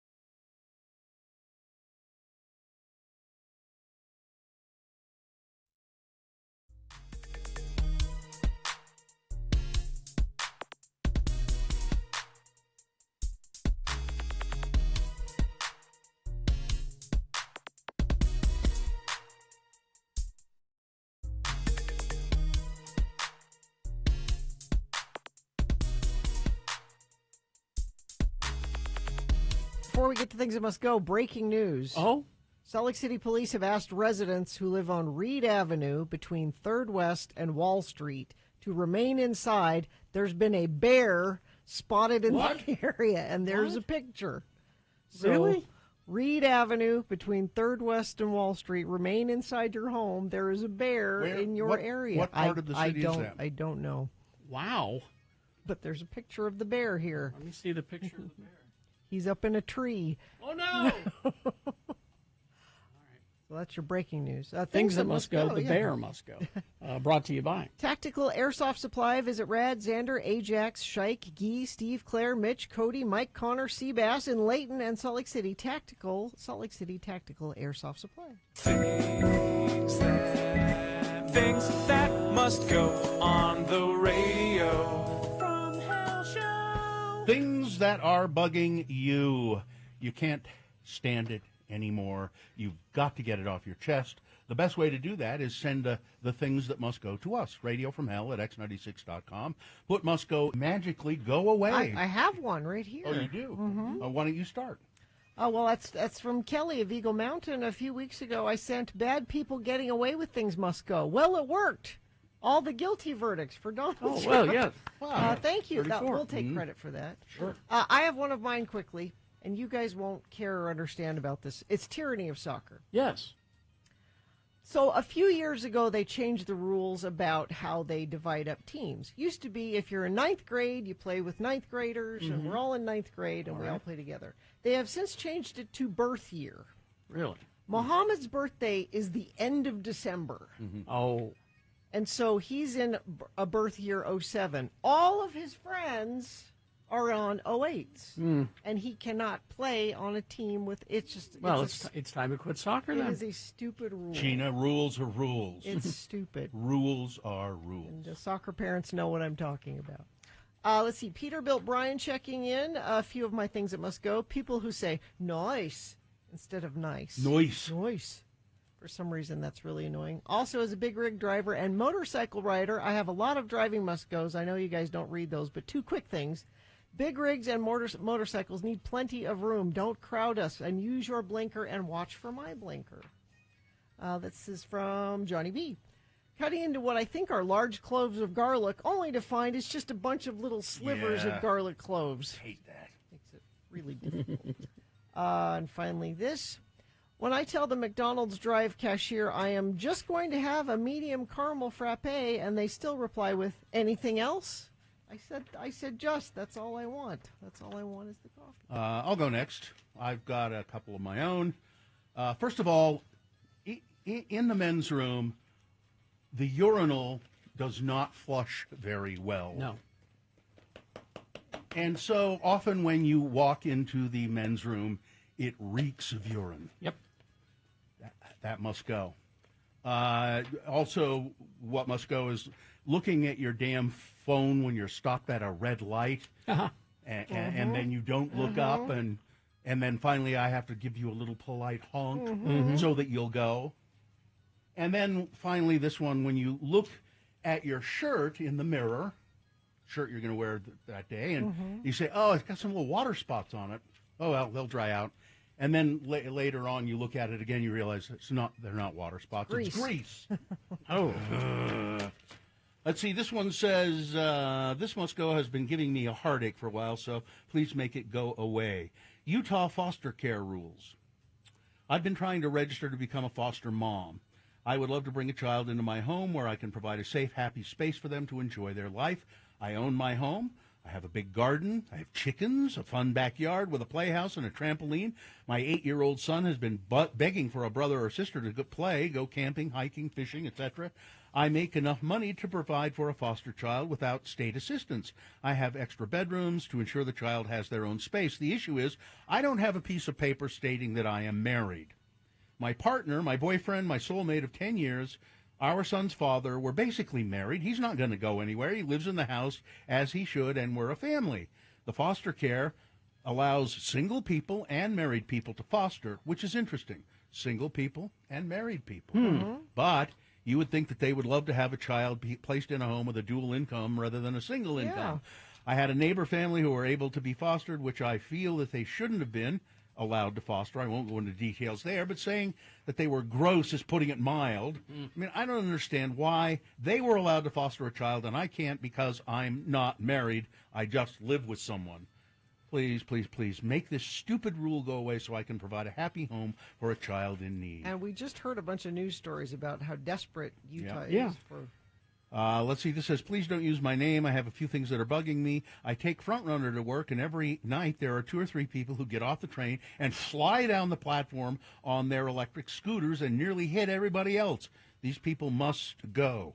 People on public transit who play music, usually stripper rap, on their speakers for everybody to hear.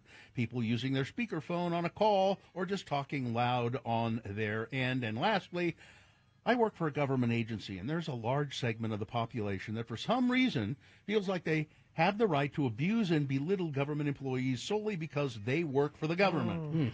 I'm doing the exact same job I did in the private sector, and the difference between the way people interact with me is night and day. Thanks for letting me listen. Geek Show says, hey, and Gina, you didn't ruin the show. Just try harder, though. Try harder. And that'll do for now. All right. This one from Please Don't Use My Name. I work in a large pet store groom shop, and my thing that must go are people that don't tip their bathers/groomers. When you bring in 3 huge dogs, we have to wash them on the ground because they're too big to get into the tub. We get soaked with them. We wrestle with them for an hour each to dry them, brush them, trim their nails. Bathers don't get a commission for this work like groomers do. I'm not even expecting 15 to 20%, but like $3 would let me know that my extra work meant something, and at least allow me to buy an energy drink to get ready for the next wrestling match. Let's see, this one. First, let me start by saying kudos to Gina's daughter for sending thank you cards for the graduation gift she received. It shows a lot of class. Oh, nice. I didn't get mine. That brings me to my thing that must go. And that is people not sending thank you cards anymore, or simply sending a thoughtless thank you text. If you have the time to send graduation announcements, also known as requests for cash, take the time to properly thank those who sent a gift or money with a handwritten note or card. This also applies to wedding and shower gifts. Send a thank you card for hell's sake. Yes. And finally this, let's see, from Jen. Congratulations to Jonesy. Thank you. Creative modeling of clothing. I just want to see the shirt and get a sense of how it might look on me. But when the model is all twisted and hunched over, I can't tell the length of the hemline, the cut of the sleeves, how the fabric hangs. And finally, this one, the fork split on English muffins. Why are these not cut normally, like pretty much every other form of commercially available bread? Things that must go on the radio. From Hell Show. Traffic, Gina. Yeah, that vehicle fire northbound Bangor Highway 78 south of West Jordan. Right lanes are blocked. Traffic backed up to 90th south. We also have a crash southbound I-15 13th south. That's milepost 306 off to the right shoulder. And let me see if folks are stopping at the IKEA to watch them do construction with a helicopter. Yeah, that's still slow through there at Point in the Mountain. Stop it. We also have a crash out by Saltaire, eastbound I-80, SR 202. If you see something, please let us know. Text it to us, 33986. Start the party early for Red Hot Chili Peppers live at Utah First Credit Union Amphitheater Wednesday, June 5th. Why, that's today. Doors open early at 5. Todd Newcomb's going to be there right when doors open, broadcasting live at the show. He's going to have prizes, including ticket upgrades and more. Details at x96.com. All right. A couple of things quickly. The where that bear was sighted, and it's in a tree. At least at this point of the last reporting, it's by Warm Springs Park, which is where the old Children's Museum was there, kind of the Beck Street area, right in there. That's where the bear is. You know, there was an accident there in that area early this morning. I wonder if somebody, saw the bear and, couldn't believe it. Slammed onto the brakes or something. And then the other thing is the Boeing rocket has launched. Okay. It's 4 minutes into its flight far, so now. good? Yeah, it's All 4 right. minutes into the flight. They've separated the the booster, and things seem to be going well. KXRK Provo. We will take a break, play a song for you. Right after that, it's the Boner Recap game. Easy to play. All you have to do is tell us who won the Boner this morning. If you were listening, you know. If you weren't listening, cheat. Go to x96.com and look for the Boner voting section for June 5, 2024. Click on that. It says winner right next to the winner. 877-602-9696. What's the prize? Keanu Reeves is coming to town. Oh, Dog Star tickets? Dog Star tickets, September 3rd at the Union. You get to see Keanu play. 877-602-9696 coming up for Boner Recap. Zero Res. They are on my schedule, and you're saying, Gina, you don't have the copy. And Gina, you just had them at your house, which I did. But I also have had a bunch of company, so I like to do Zero Res after company gets here. And they have a special going on now, right, Bill? Yeah, and they're coming to my house tomorrow, as a matter of fact. Oh, are they? Now's the time to take advantage of Zero Res's best deal of the summer. Every surface in your home can be Zero Resified, so it's time to call the cleaning pros. Get 3 rooms of carpet cleaned, starting at just $99, plus the 4th room for free. Now, mention X96 when you call 801-288-9376. 801-288-9376. Mention X96. Zero Res will come to your house, and again, that's a great deal. They start $99 plus the 4th room free. That's just excellent. Zero Res.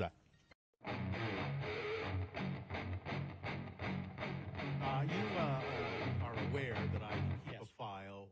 I have this news notebook here, and it's got different files in it.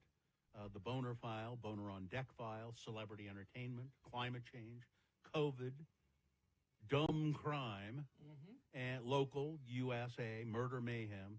And there's a file called the Gina file. I'm flattered I have my own file. And I think for 2 things, it's revealing of what I think Gina will be interested in. Maybe revealing, I think it's more revealing. Or insulting, maybe. More revealing of her character than it is mine. But I've got 1, 2, 3, 4, 5 stories this week. I've gathered it all week in the Gina file. I'll read you the headlines, and then Gina will let you select one, okay? So in the Gina file, number 1, making your bed every morning could shorten its lifespan. That's a lie. Number 2, multicultural Americans to become a majority of the population by 2050. Good. And I know you've done your part. Cross-culture breeding. I tried to create more brown people. Yes. Number 3, Gina, 2 in 5 of Americans skip social events due to skin flare-ups. Wow. Okay. I thought that might. You thought that would be okay. Yeah, I thought that might interest you. Number 4, murder suspect had severed hand in his pocket when he was arrested. That's kind of incriminating. Yeah. Did he? And finally, now you only get to pick one. Oh man! How to spot hidden cameras in your Airbnb. Oh, this is tough, Gina. I know I can you. only pick one. This is tough. The hand or the Airbnb. I want the severed hand. Go with severed hand. All right. I'll keep the others in the file. Okay. All right. This says a murder suspect in Pueblo, Colorado, Solomon Martinez, facing first-degree murder charges in the death of Renee Marie Portillos, according to the Pueblo Police Department.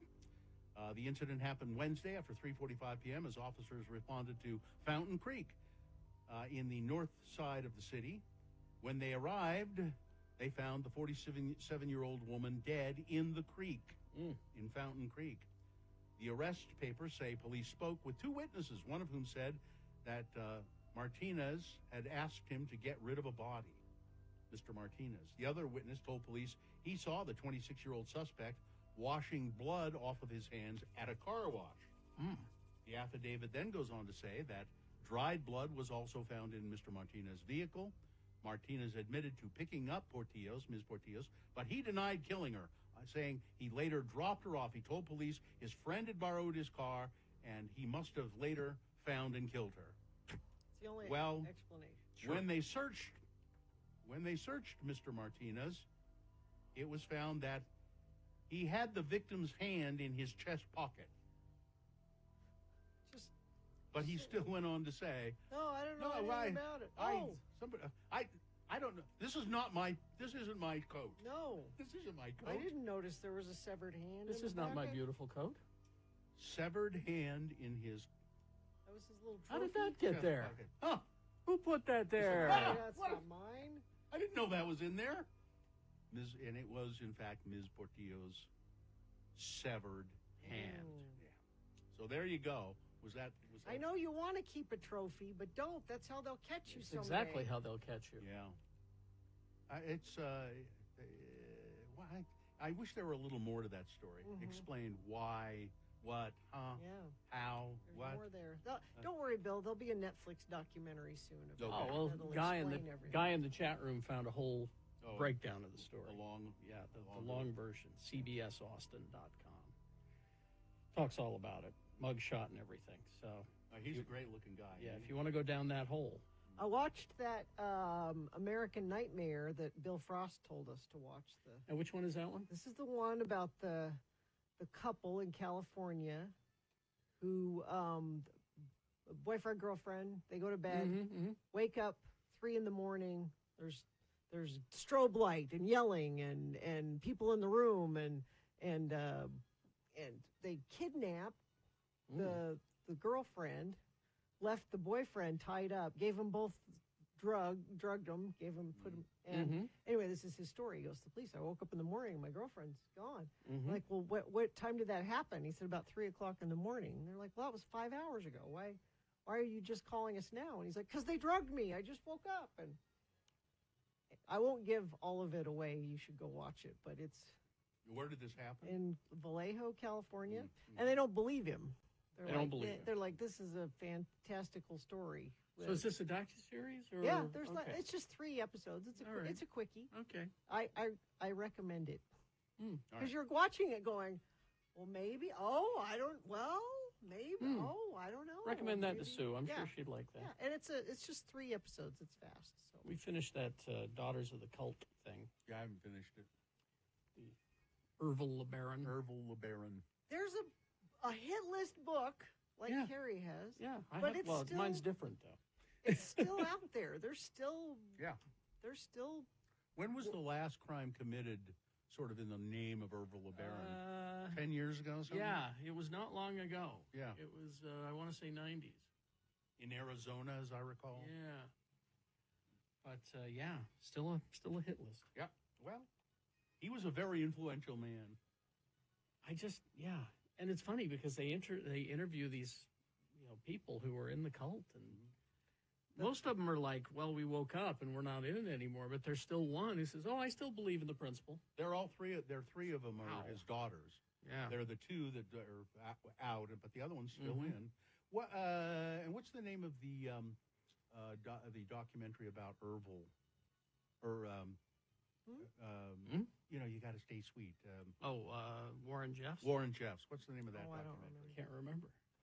Because it's fairly current as well. The thing I like about the Daughters of the Cult one is all the old-timey Salt Lake news clips. Oh, yeah. Patrick Greenlaw. Yeah. Patrick Greenlaw, Terry Wood. The old... what's her name? Brown. Sloan Brown was there. And there's lots of old shots of, like, Salt Lake in the 80s and 70s. Mhm. Yeah, and there's some really great photographs of Uncle of Ervil LeBaron. No.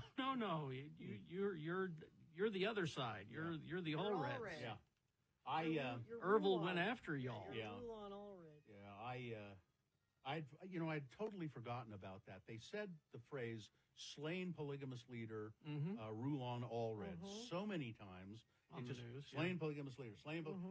Then that's why I started saying, and I'm slain polygamous leader Bill Allred. They only said slain polygamous leader in this.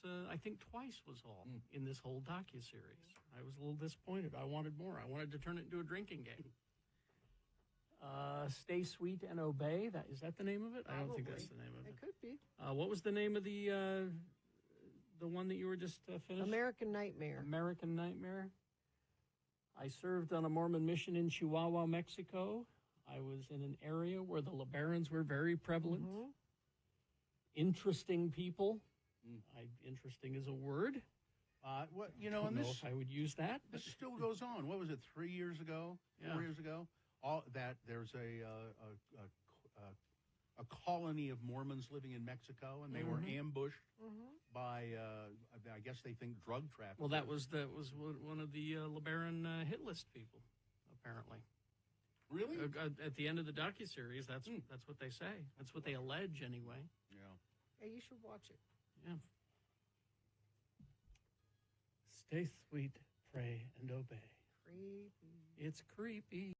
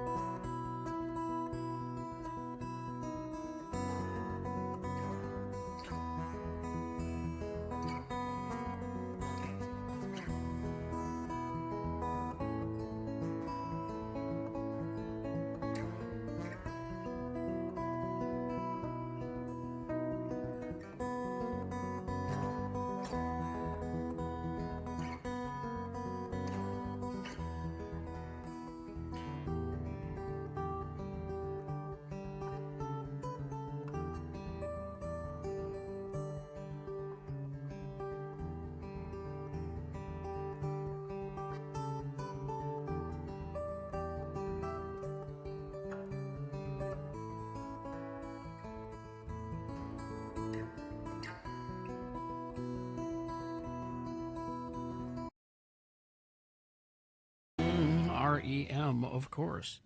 Well, before we do that, yes, what? Zarahemla in Clinton wants to participate in the Boner recap. Zarahemla, big fan of Keanu Reeves, and I said, Zarahemla in Clinton, you need to call us at 877-602-9696 if you want to play the Boner recap. I'm not sure why you're always having to explain these things to these people. It's too late for Hemla because Abigail is here. Okay. Abigail, good morning.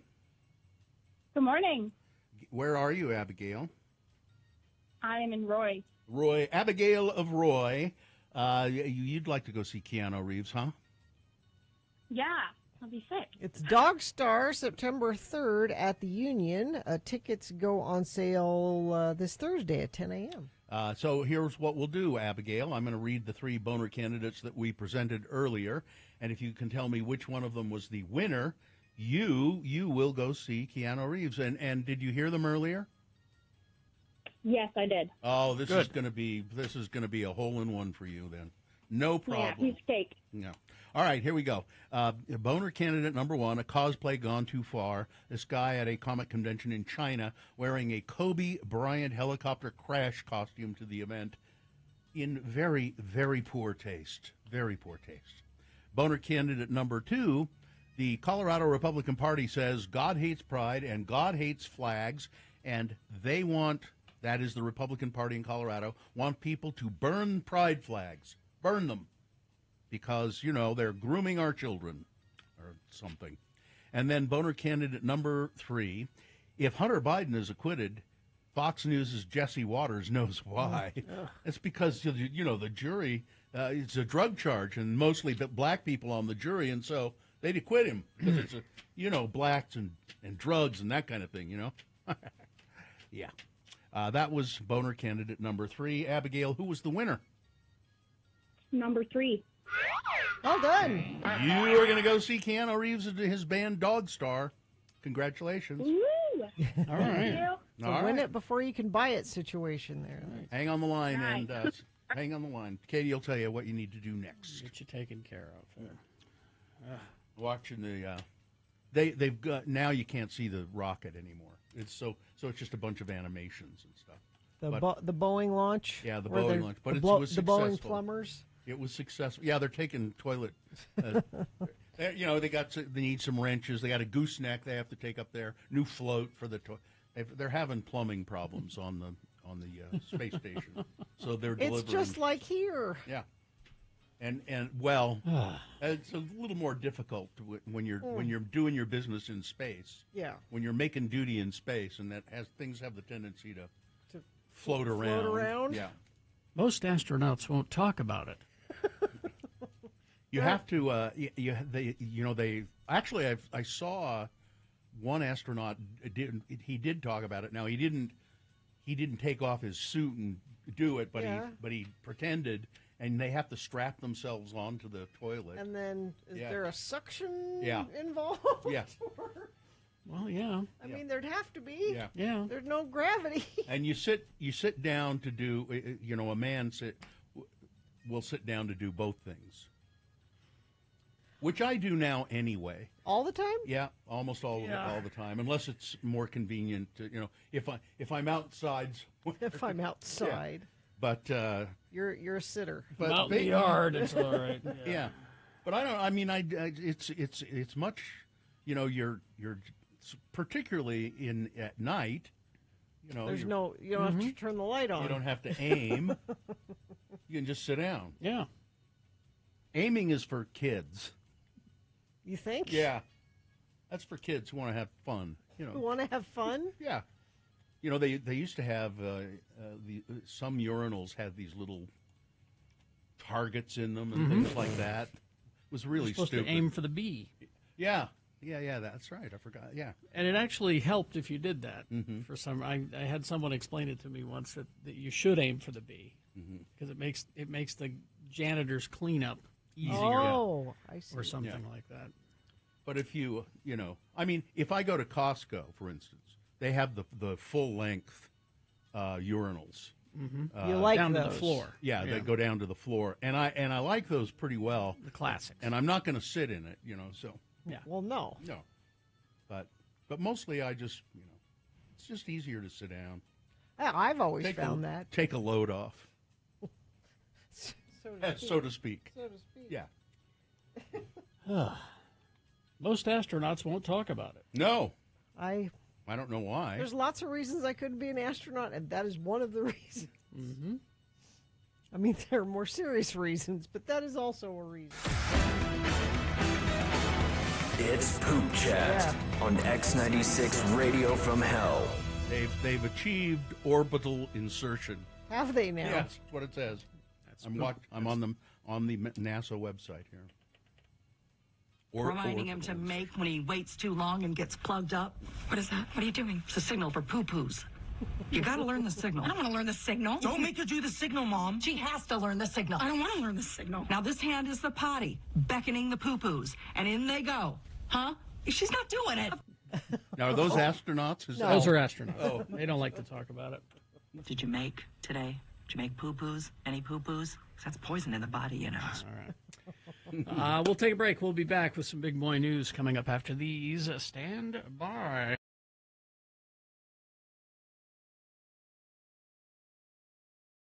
Mother's Day is this Sunday. Is that right? That is correct.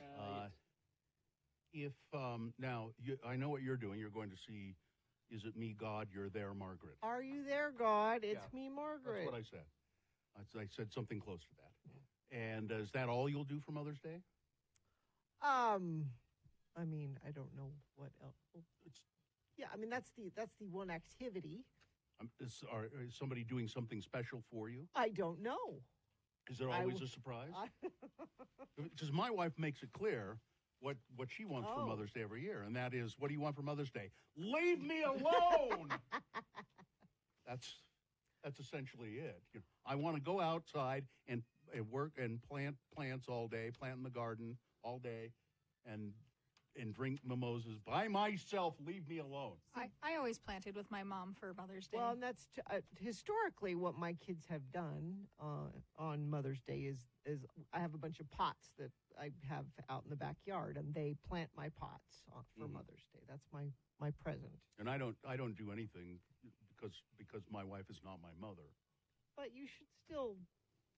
Don't you? She has children that can do things for her. She is the mother of your children. Aren't you grateful mother. to her for that? She's that not she my mother. Birthed your children. She says, as a matter of fact, she says, "I'm not your mother." Do you do anything for Mother's Day, Carrie, with Sue? No, because she's not your mother. Well, no. It doesn't make sense. But I was thinking about it too, because somebody in the chat room. And by the way, if you don't know what the chat room is, you listen to this, you ought to maybe check it out. And it's kind of interesting to participate in there and so if you go to see what people are thinking about and talking about. If you go to the X96 web page or x96.com/live, the chat room appears right below the video. Hi. And they post stuff all the time. And somebody had, I forget who did it, some guy, I think, found this ad for Andy's Chuck Wagon Buffet, because we were talking about it on a best of, apparently. And I probably was telling the story of taking my grandparents there for their 50th or 60th wedding anniversary, because that's where they wanted to go. Could have gone any place expensive in Ogden, which there weren't many places, but they wanted to go there. But he found this ad: enjoy your Mother's Day dinner at Andy's Chuck Wagon from noon to 8 p.m., serving our famous buffet. 35 delicious items to choose from. Andy's Buffet Chuck Wagon, 3684 Wall Avenue in the Kmart Plaza. Oh, yeah. and it's just a cheesy little ad that was probably in the Standard Examiner or something, but brought back a huge flood of memories of Andy's Chuck Wagon Buffet. And it made me kind of wish that it was there still. You would go, wouldn't I you? would go, just to say for memories. Yeah. But I think that whole thing is, I don't even know if I could locate it anymore. I guess I have 3684 Wall Avenue, but I'm sure it doesn't look anything like that anymore. But no Andy's Chuck Wagon Buffet for Mother's Day. Nope. Somebody says, should I do something for my ex-wife? We have one child together. You could. Absolutely, you should. She's, again, still the mother of your child. It would be a nice thing to... But they do have that one child who could do something. Well, maybe the child is a toddler. So they're never too early to learn. Do something for your mother. You have to teach them. Crawl over there and get her slippers. And crawl back with them. It's never a bad idea to do something nice for someone.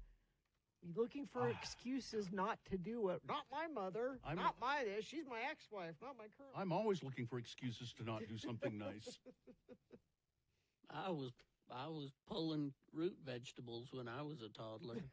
Yeah. It's well, anyway, Mother's Day is Sunday, and actually my wife did say she'd like some lobster and some artichokes. So you'll make dinner. I'll for make her? that happen. Yeah, I'll make that happen.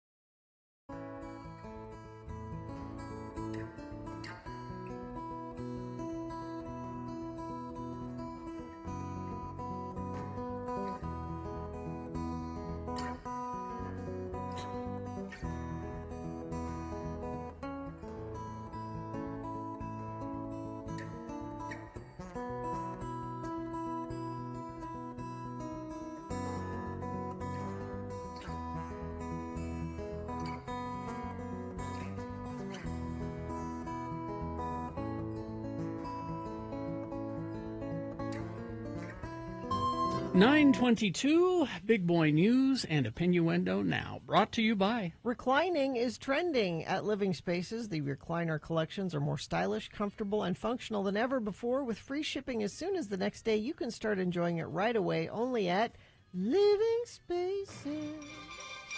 The musician and founder of Fenty Beauty, Rihanna.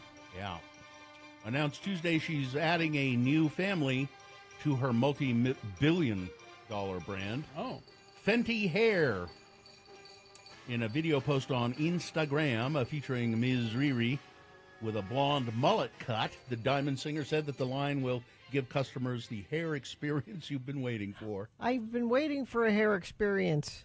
You know how much switching my hair up matters to me, she said. I've had almost every texture, color, length, from weaves to braids to natural, so I'm launching a flexible line of products not only for every hair want, but every single product is designed to strengthen and repair all types of hair. She looks cute. Which is what we truly need. Oh, I like that.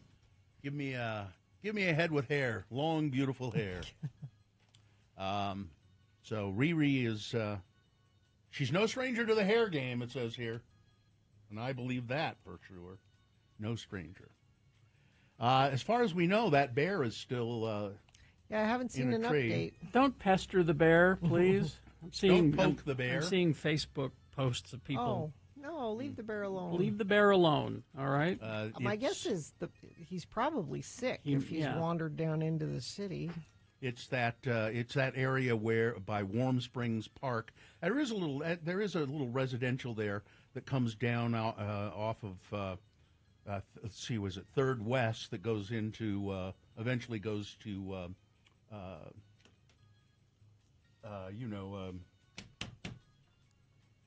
not sure where you're talking about. well, past the Children's Museum, Memory Grove, and on to it's okay. It's where Southern Exposure is. Beck Street. Beck Street. That's what. Yeah, Beck Street. Past the garage, which is. I didn't know till you said Southern Exposure. Yeah. I know that's Beck Street. Yeah, and the garage is going to reopen here pretty soon, if it hasn't already. But that's where the bear is there, and there are some houses in that area. So they were asking people to stay inside until they'd somehow removed the bear. Kanye West's former assistant sued him for sexual harassment and wrongful termination, according to court documents obtained by Page Six. In the filing, Lauren Pisciata shared that she had started working with the disgraced rapper in July of 2021 as he prepared to launch his Yeezy fashion line. The influencer, who also collaborated with Kanye West on a few Donda songs, was offered $1 million for the job. The only condition was that she would be available to the singer for 24 hours a day, 7 days a week, on call. And she accepted that. In her lawsuit, though, she detailed that she was also making an additional $1 million from OnlyFans until Kanye asked her to be more godlike and delete her account. In return, West allegedly raised the model's salary to $2 million a year to compensate for the lost income. However, he allegedly never adjusted her salary. Shortly after her raise, the father of four allegedly started, there's sure a lot of allegeds in here, started sending her vulgar text messages. And she goes on to detail the things that he asked her to do. Yeah. Demi Moore is She's at Cannes with a new. She's flirting with Joe Jonas. Supposedly good horror movie she's in there. The 61-year-old actress who stole the show at Cannes Film Festival with a series of attention-getting red carpet looks met the 34-year-old singer Joe Jonas. While in the south of France last month, Demi and Joe have struck up a friendship. Uh-oh. They have mutual friends, and they bonded. She likes younger men, remember, Ashton? Uh-oh. Yeah. Things are getting kind of romantic, they say. That's certainly exciting to somebody. Sofia Vergara has posed nude with coffee beans on her chest. It's a lovely photo, actually. It is. Where is it? She's... see? She looks great. Yeah, she's she always looks great. She's doing that to promote Brazilian coffee. Colombian. Colombian coffee, yeah. I mean. It's a Colombian coffee brand that pays tribute to and celebrates Latino women and female coffee growers. It was shared on Monday. The brand, what's it called? Idios Mio coffee. Idios Mio. Was that was his, Oh, my God. I'm thinking that means my idea. I think it's oh, my God. Idios Mio. The brand partnered with the National Coffee Growers of Colombia, and the most important coffee institution in Colombia to produce the authentic Colombian coffee beans of the highest quality. Idios Mio's coffee launches with 3 premium blends, and that's a lovely picture of her. The strategic coffee beans covering up the bits. Let's see. A female stingray who gained national attention after they said, became pregnant despite not sharing a tank with a male stingray, has developed a rare reproductive disease, according to the aquarium in North Carolina, where she resides. In an update posted to social media last week, the Aquarium and Shark Lab by Team Echo in Hendersonville said that the report shows that Charlotte the stingray has developed a rare reproductive disease that has negatively impacted her reproductive system. The findings are truly sad and unexpected medical development, the team said. Charlotte became an internet sensation when the aquarium announced in February that she was carrying multiple pups, despite only sharing a 22,000-gallon tank with 2 sharks.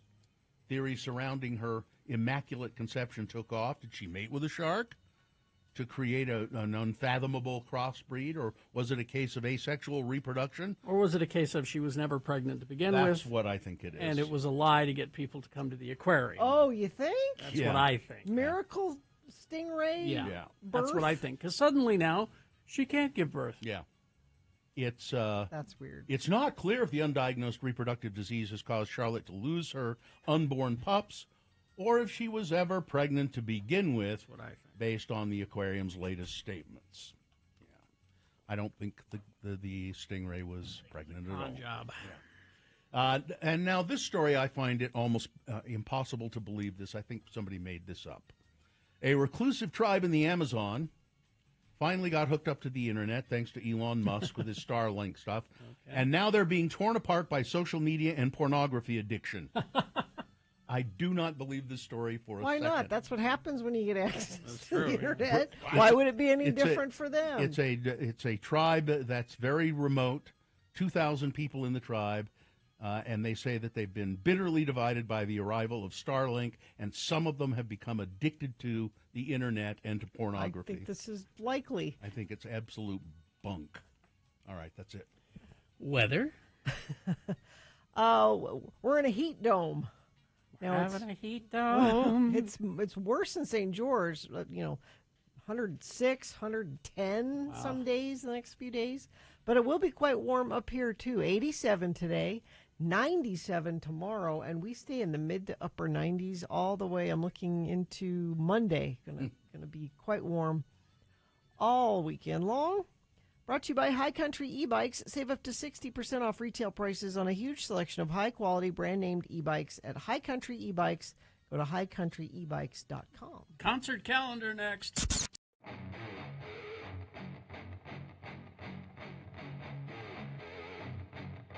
Will you do anything to celebrate Easter? Nope.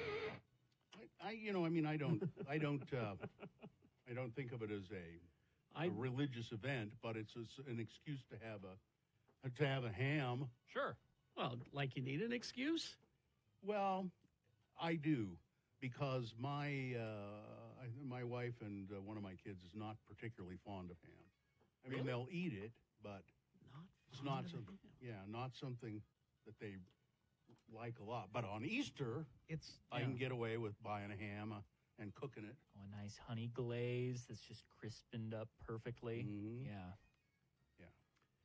No, I don't go buy those expensive ones.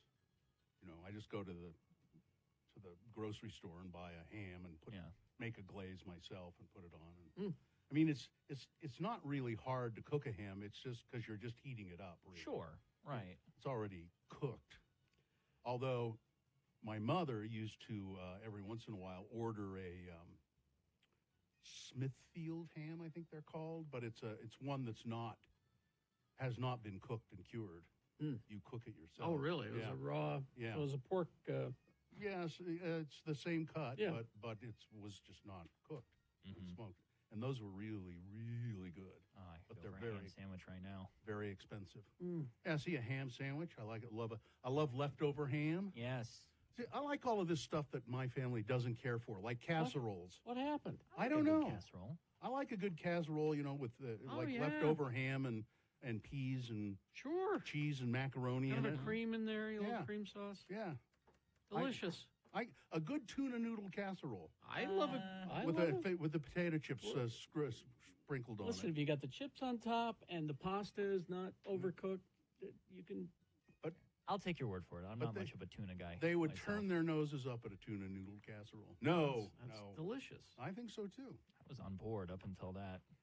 Sloppy Joes. Hang on, I want to explore this tuna situation Some with people him. don't like it. What, Sure. What happened? I just never caught on. I've tried tuna. I don't When you say you've tried tuna, how is it? tuna sandwiches. Okay, Tuna, but there's an important misstep that can be made. Which is what? Well, you tell me how they're prepared in your house. The tuna sandwich. Taken out, warmed up, mixed with a little bit of mayonnaise. Warmed up? Mayonnaise. Yeah. Warmed up? Oh, Sure. That's a tuna melt, so that's Yeah. you can do that. Well, Yeah, yeah. you like but- fry the sides of the See, sandwich. I think I found the problem. What's that? Instead of mayonnaise, go with the Miracle Whip. Try that. Now I like the mayonnaise. Don't like Miracle Whip though. Everything See- you're telling me, see, you got- I want to be on Okay, board. look. I know it's a want to healthy. be Here's board. what you do: you get the mayonnaise, you chop up some dill pickle, Yeah. put Okay. that in there, little pickle juice in the mayonnaise, Texture makes a difference. little Yeah. tiny bit of mustard, Mhm. Dijon mustard. Mix that all up. Mix it with the tuna. Or you could use capers. There's very good as well, and you make yourself a delicious tuna sandwich. Okay, I could get behind what you're describing. I love a good tuna sandwich. Is just a thing of beauty. Chicken salad sandwich. Yeah, my family turns out. I used to make sloppy joes every once in a while. No, sloppy joes are delicious. We have to tell you, Dad, we don't really like sloppy joes. The What? hell? They don't like meatloaf. What's wrong with? My wife hates meatloaf. It's Oh. the texture; she can't deal with it. I think that's texture is something that they don't like as Yeah. well.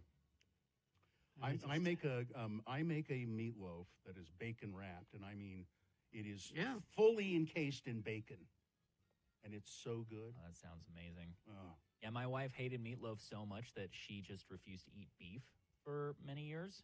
And then then very recently, I forget where, somebody made her a steak and she begrudgingly ate it. Now she is ravenous for steaks. It just all depends on how things are prepared. If you get it the first time prepared properly, then Right. you're less likely to go, ew. And then you get your meatloaf, and you have leftover meatloaf, so you slice it pretty thin and make a cold meatloaf sandwich. Yes. Cold meatloaf sandwich. Yeah, delicious. Absolutely delicious. I'd warm up at least the slice, No, but the rest of it can be cold. no. You just dress it. I prefer toasted sandwiches anyways. Now, a good tuna melt. I've made tuna melt at home, and they like those. Yes. Yes, I like loafed meat. I don't care for balled meat. Somebody in the chat room. Bill Is there likes a meatloaf. texture difference or Bill just the shape? No, I think I don't like balled meat because I think it's stupid.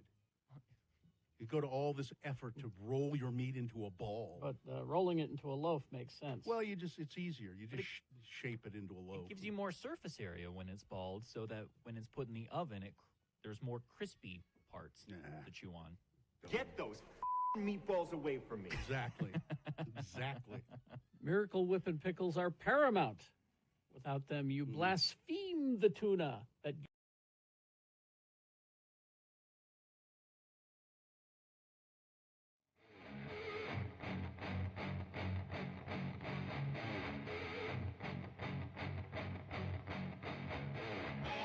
All right. I believe that Trent is on the phone. Signor Falcone. Well, hello there, Bill. Good morning. How are you? Good morning. You got How are the you? chili peppers today. You're very busy today. Oh my goodness, what a day! What a day! Let's get right to it so we can talk more about that, shall we? Uh-huh. All right. All right. This week, tonight, Frank Turner is at the Depot. That show is sold out. Also tonight, Red Hot Chili Peppers, Utah First Credit Union Amphitheater. I think there's like 9 tickets left for that one. Tomorrow night, June 6th, Maren Morris will be at the Complex. Also tomorrow night, Sarah McLachlan with Feist, also at Utah First Credit Union Amphitheater. Friday, June 7th at the Depot, it's Paris, and at Urban Lounge, it's Cosmic Psychos. That's a 21-plus show. And then Tuesday, June 11th at the Depot, From Ashes to New. On sales Friday, 10 a.m., LiveNation.com, Crown the Empire coming to the Depot August 6th. Sepultura coming back to the Depot September 21st.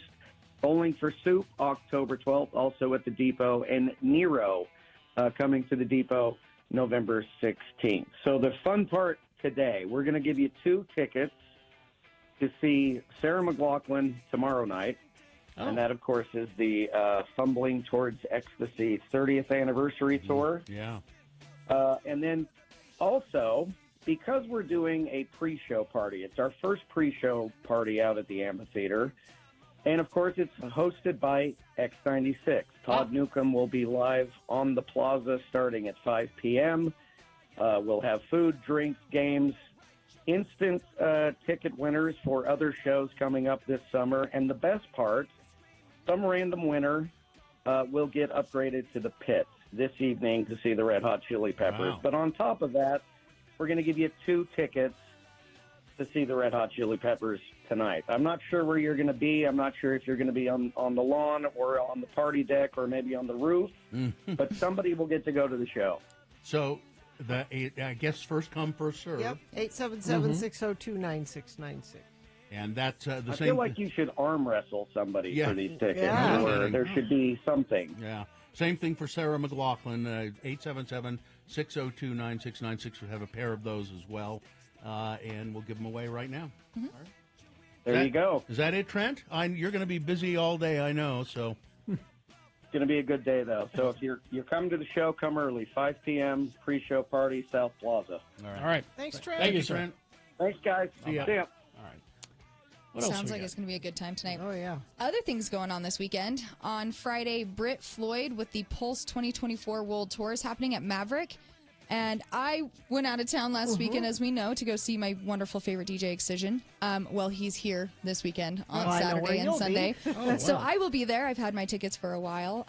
Where is that? It's going to be at the Saltaire, so you can check it out. It's going to be super fun. Come say hi to me if you see me. I'll be running around trying to take some really fun photos and things like that. Other things, on Sunday, you have Reek at Eccles Theater, which would be pretty cool, I think. The band is called Reek. R-E-I-K. Yeah. Unless I'm saying it wrong. No, I think I believe you're it's right. Reek. I think you're right. So that's some concerts going on. Other things this whole weekend, the Plaza Palooza Spring Concert Series at Snowbird is still going on. The Woodland Fairy Festival is still happening through the rest of this month at Gardner Village. The 2024 Summer Showdown at Broadway Theater. We've been talking about this with Salt Lake Film Society. That's happening this weekend with Easy A on Friday and Mean Girls on Saturday. A hard week. It really is. 'Cause everyone loves Mean Girls, but Easy A, that's It's a good, so that's good. A good movie. I feel like it's so underrated, and a lot of people haven't seen it. Fort Desolation this weekend. Fort Desolation Festival happening all weekend long. Salt Lake Bees are playing the Sugarland Space Cowboys. That is the most entertaining name in the world. I know, I love it. Happening at Smith's. And then there's Chalk the Zoo at Hogle Zoo, happening happening Friday through Sunday. I assume you go put chalk all over the concrete out there. On Friday, the Farm and Sky Star Party at Wheeler Farm. I believe you have to get tickets to this, but it looks like it could be a really fun thing outdoors, and almost anything at Wheeler Farm is kind of like my favorite stuff. Saturday, the 2024 Holi Festival of Colors over at Salt Lake City at the Krishna Temple. The 47th Utah Asian Festival at the Fair Park. The Utah Royals are playing Washington Spirit over at the America First Fields. And I wish I could go to this. Obviously, I'm going to be busy. But Who's Live Anyway? It's going to be at Capitol Theater. It is Whose Line Anyway? Whose Line is it anyway? Mm-hmm. But live. Live. Oh, okay. Yep. It looks. I would love to see that live. Greg Proops. Colin Mockery. I believe so. And then, of course, farmers markets are back. Yes, most of them. Wheeler Farms Farmers Market on Sunday from 9 to 1. You've got the 9th West Farmers Market on Sundays as well from 10 to 3. The Downtown Farmers Market is happening Saturdays from 8 to 2, and the 2024 Daybreak Farmers Market, I know we've got people out there, that's happening Saturdays from 10 to 2 as well, and it's all going through October, so every Saturday or Sunday, depending where you're at, is farmers markets. I'll be at Wheeler Farm on Sunday. You guys can come say hi. Katie's out and about this weekend. I am. It's been 3 weekends full of concerts. Do you ever stay home? Yes, weekdays. Weekdays only. But that's the concert and community calendar. Everything is on our website with links to all that good stuff going on. Thanks, Katie. Thank you very much. Thanks, you guys. Okay. We will take a break, play a song for you, and crawl towards the exits. Coming up, stand.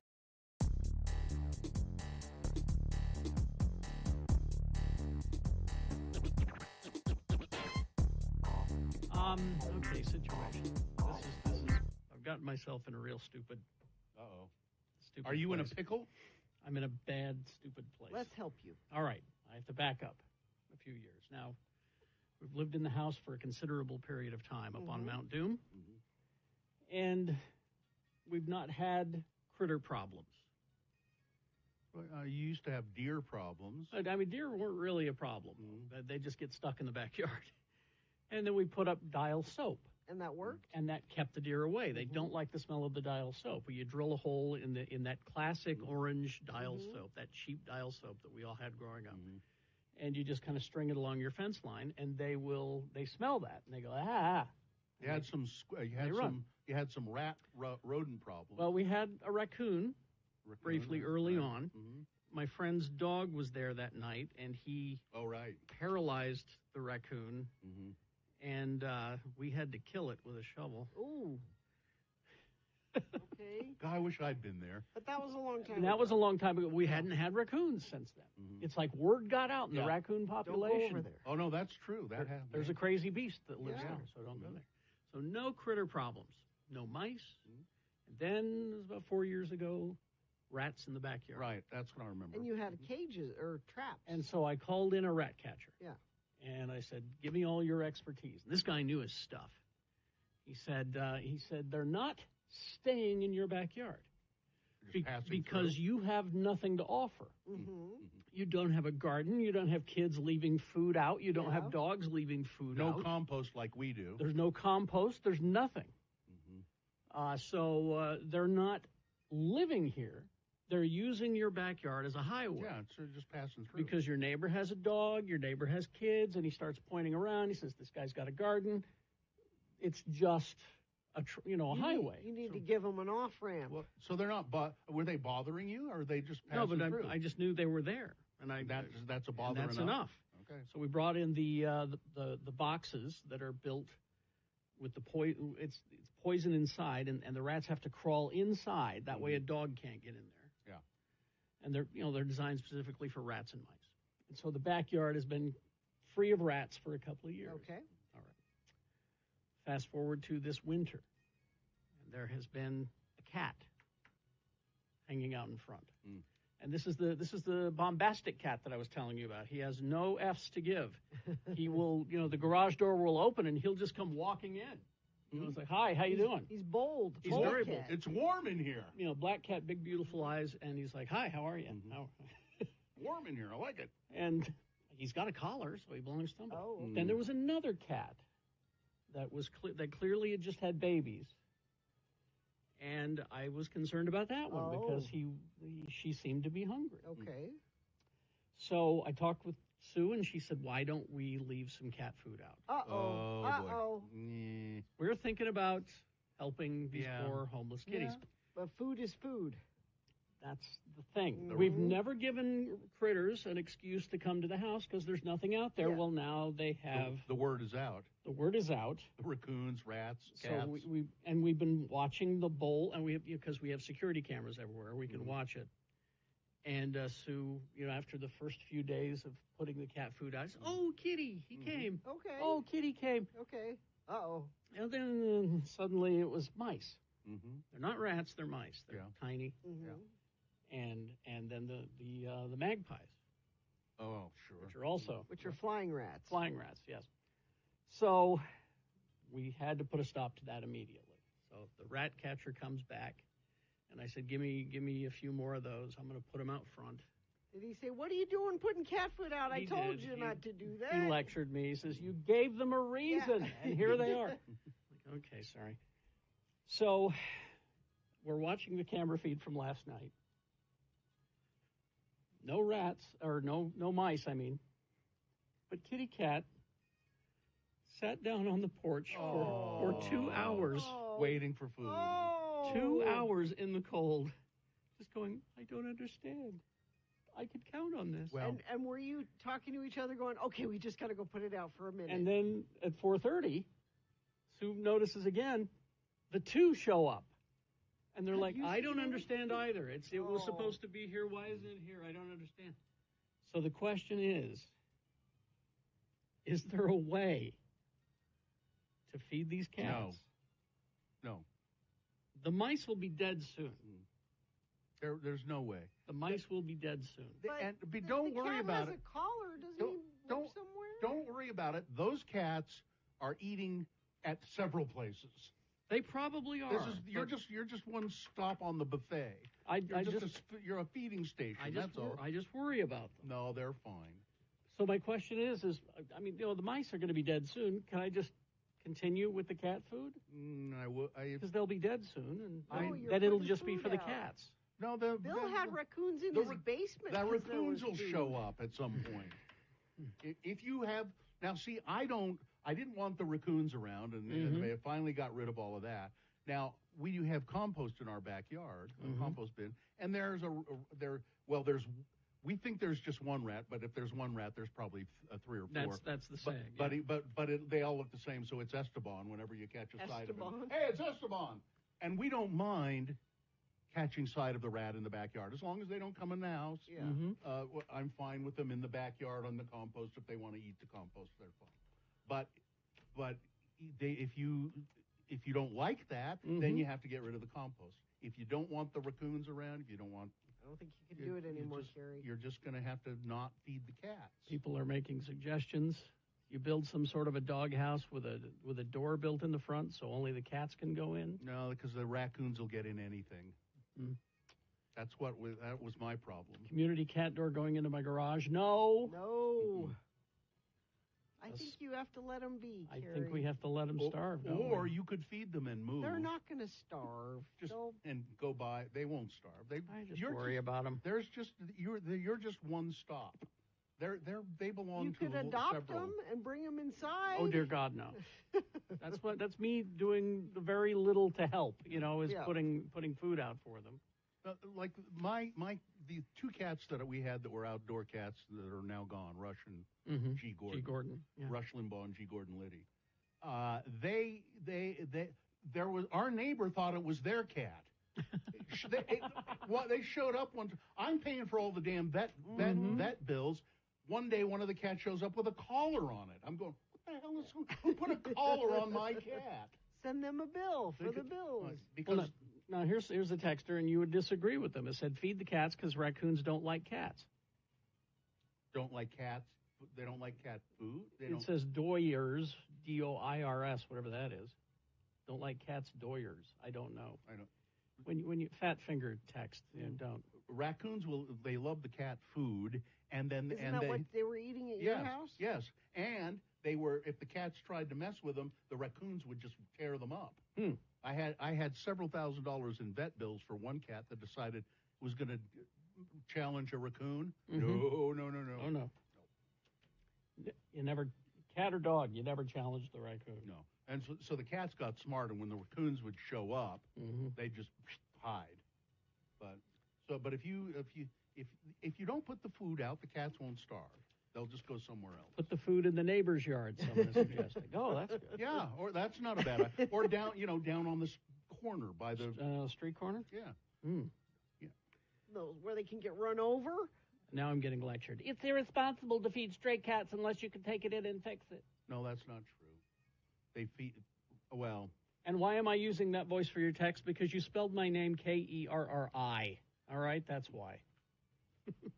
I think you gotta stop, Carrie. Josh, the ferret guy here. Has the sauce list been shared yet? No. Oh, okay. Well, hey.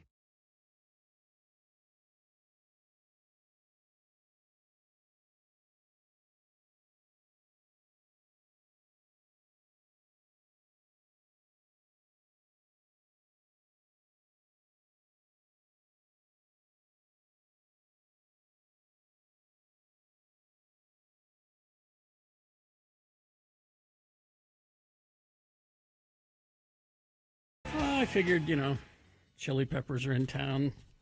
Let's greet them. I had to blow the dust off of that one. That's good. Yeah, it reminds me that there are lots of Chili Pepper songs that we could be playing. They've been around for a long time. And we've been playing them all this time. Yes. So, speaking of Chili Peppers, my sailor son Festus, who currently lives in Florida, but not for much longer, but he's in Florida. And he was just here for Jonesy's graduation, 2 weeks ago. Right. He told me at that time, Mom, my cousin got us tickets for Red Hot Chili Peppers Here in town. Ah, okay. And I'm going to fly in for one day. Really? To go to the show. So he got in last night at 10 o'clock. Okay. And he's going to the show today, and he's leaving tomorrow. And he said, I'm not coming home. He's I'm not seeing staying. you. He's not staying with you. No, he's staying with his cousin because that makes sense. So they can go do. So he's here. Mm-hmm. But I won't. I won't see. So him. he doesn't want to see you, is what you're saying. And I said that makes sense, and I understand, and I will pretend you're not here. But I'm asking friends of the program going to the Red Hot Chili Peppers concert, if you see Festus, knock him down. No. Tell him his mom says hi and she loves him if you see him there. Yeah, because he doesn't have a phone. Because I'm pretending. I'm not going to call him. I'm pretending he's not here, even though he's here. Oh, okay. Which is a little weird. Yeah. What I mean, it's weird. From what aspect of this is weird? The way you're reacting to it? Because I don't get to see him very often. I could You get could in go a see car him. right now and go see him. You could. But Why don't you I'm gonna do leave that? him be. Because I don't want to smother him. I want to be. Now? Yeah, I mean. Yeah, since when? You've decided now? Now I'm not gonna. I'm gonna respect his space. Well, okay. If that's the game you want to play with yourself, go Yeah. ahead. Who am I to say? I'm going to go see him, as a matter of fact. I mean, I'm glad he told me, and I didn't find out he came, and he didn't even tell me. That might have been worse, Yeah. right? He's like, I'm just letting you know. I'm 24 hours in town. I don't have time. I wish he hadn't told you, and then all of a sudden you start seeing these Facebook posts. Hey, I'm out here. Chili Peppers. Yay! Look. But if you do have tickets to the Chili Pepper show, as Trent was saying, they're doing this new thing, which is a great idea because it's kind of far to drive out to the amphitheater. May as well go early before it's bad traffic time. And they want you to go out there at 5 o'clock before the show starts, and you can have food and. So your son will be hanging out with Todd. Yeah, but not you. But not me. Yeah. What? But go find Todd when you're out there because he's got some upgrades. He's got some upgrades of tickets and other. Somebody's going to get to go into the pit. Yeah, and key tags and fun probably. I'll bet he has key tags and fun. At the very least, cornhole. Yeah. There was some discussion yesterday about we got to find the cornhole game to take out. I don't understand what. I have no idea why anybody likes that. Oh, I like cornhole. Why? It's fun. Have you played it? Yeah. You must not be good at it. You huck a beanbag at a hole. Yeah. A corn bag. Yes. At a hole. It's fun. I like it. All right. Okay. Let's do the promo. I'm against fun.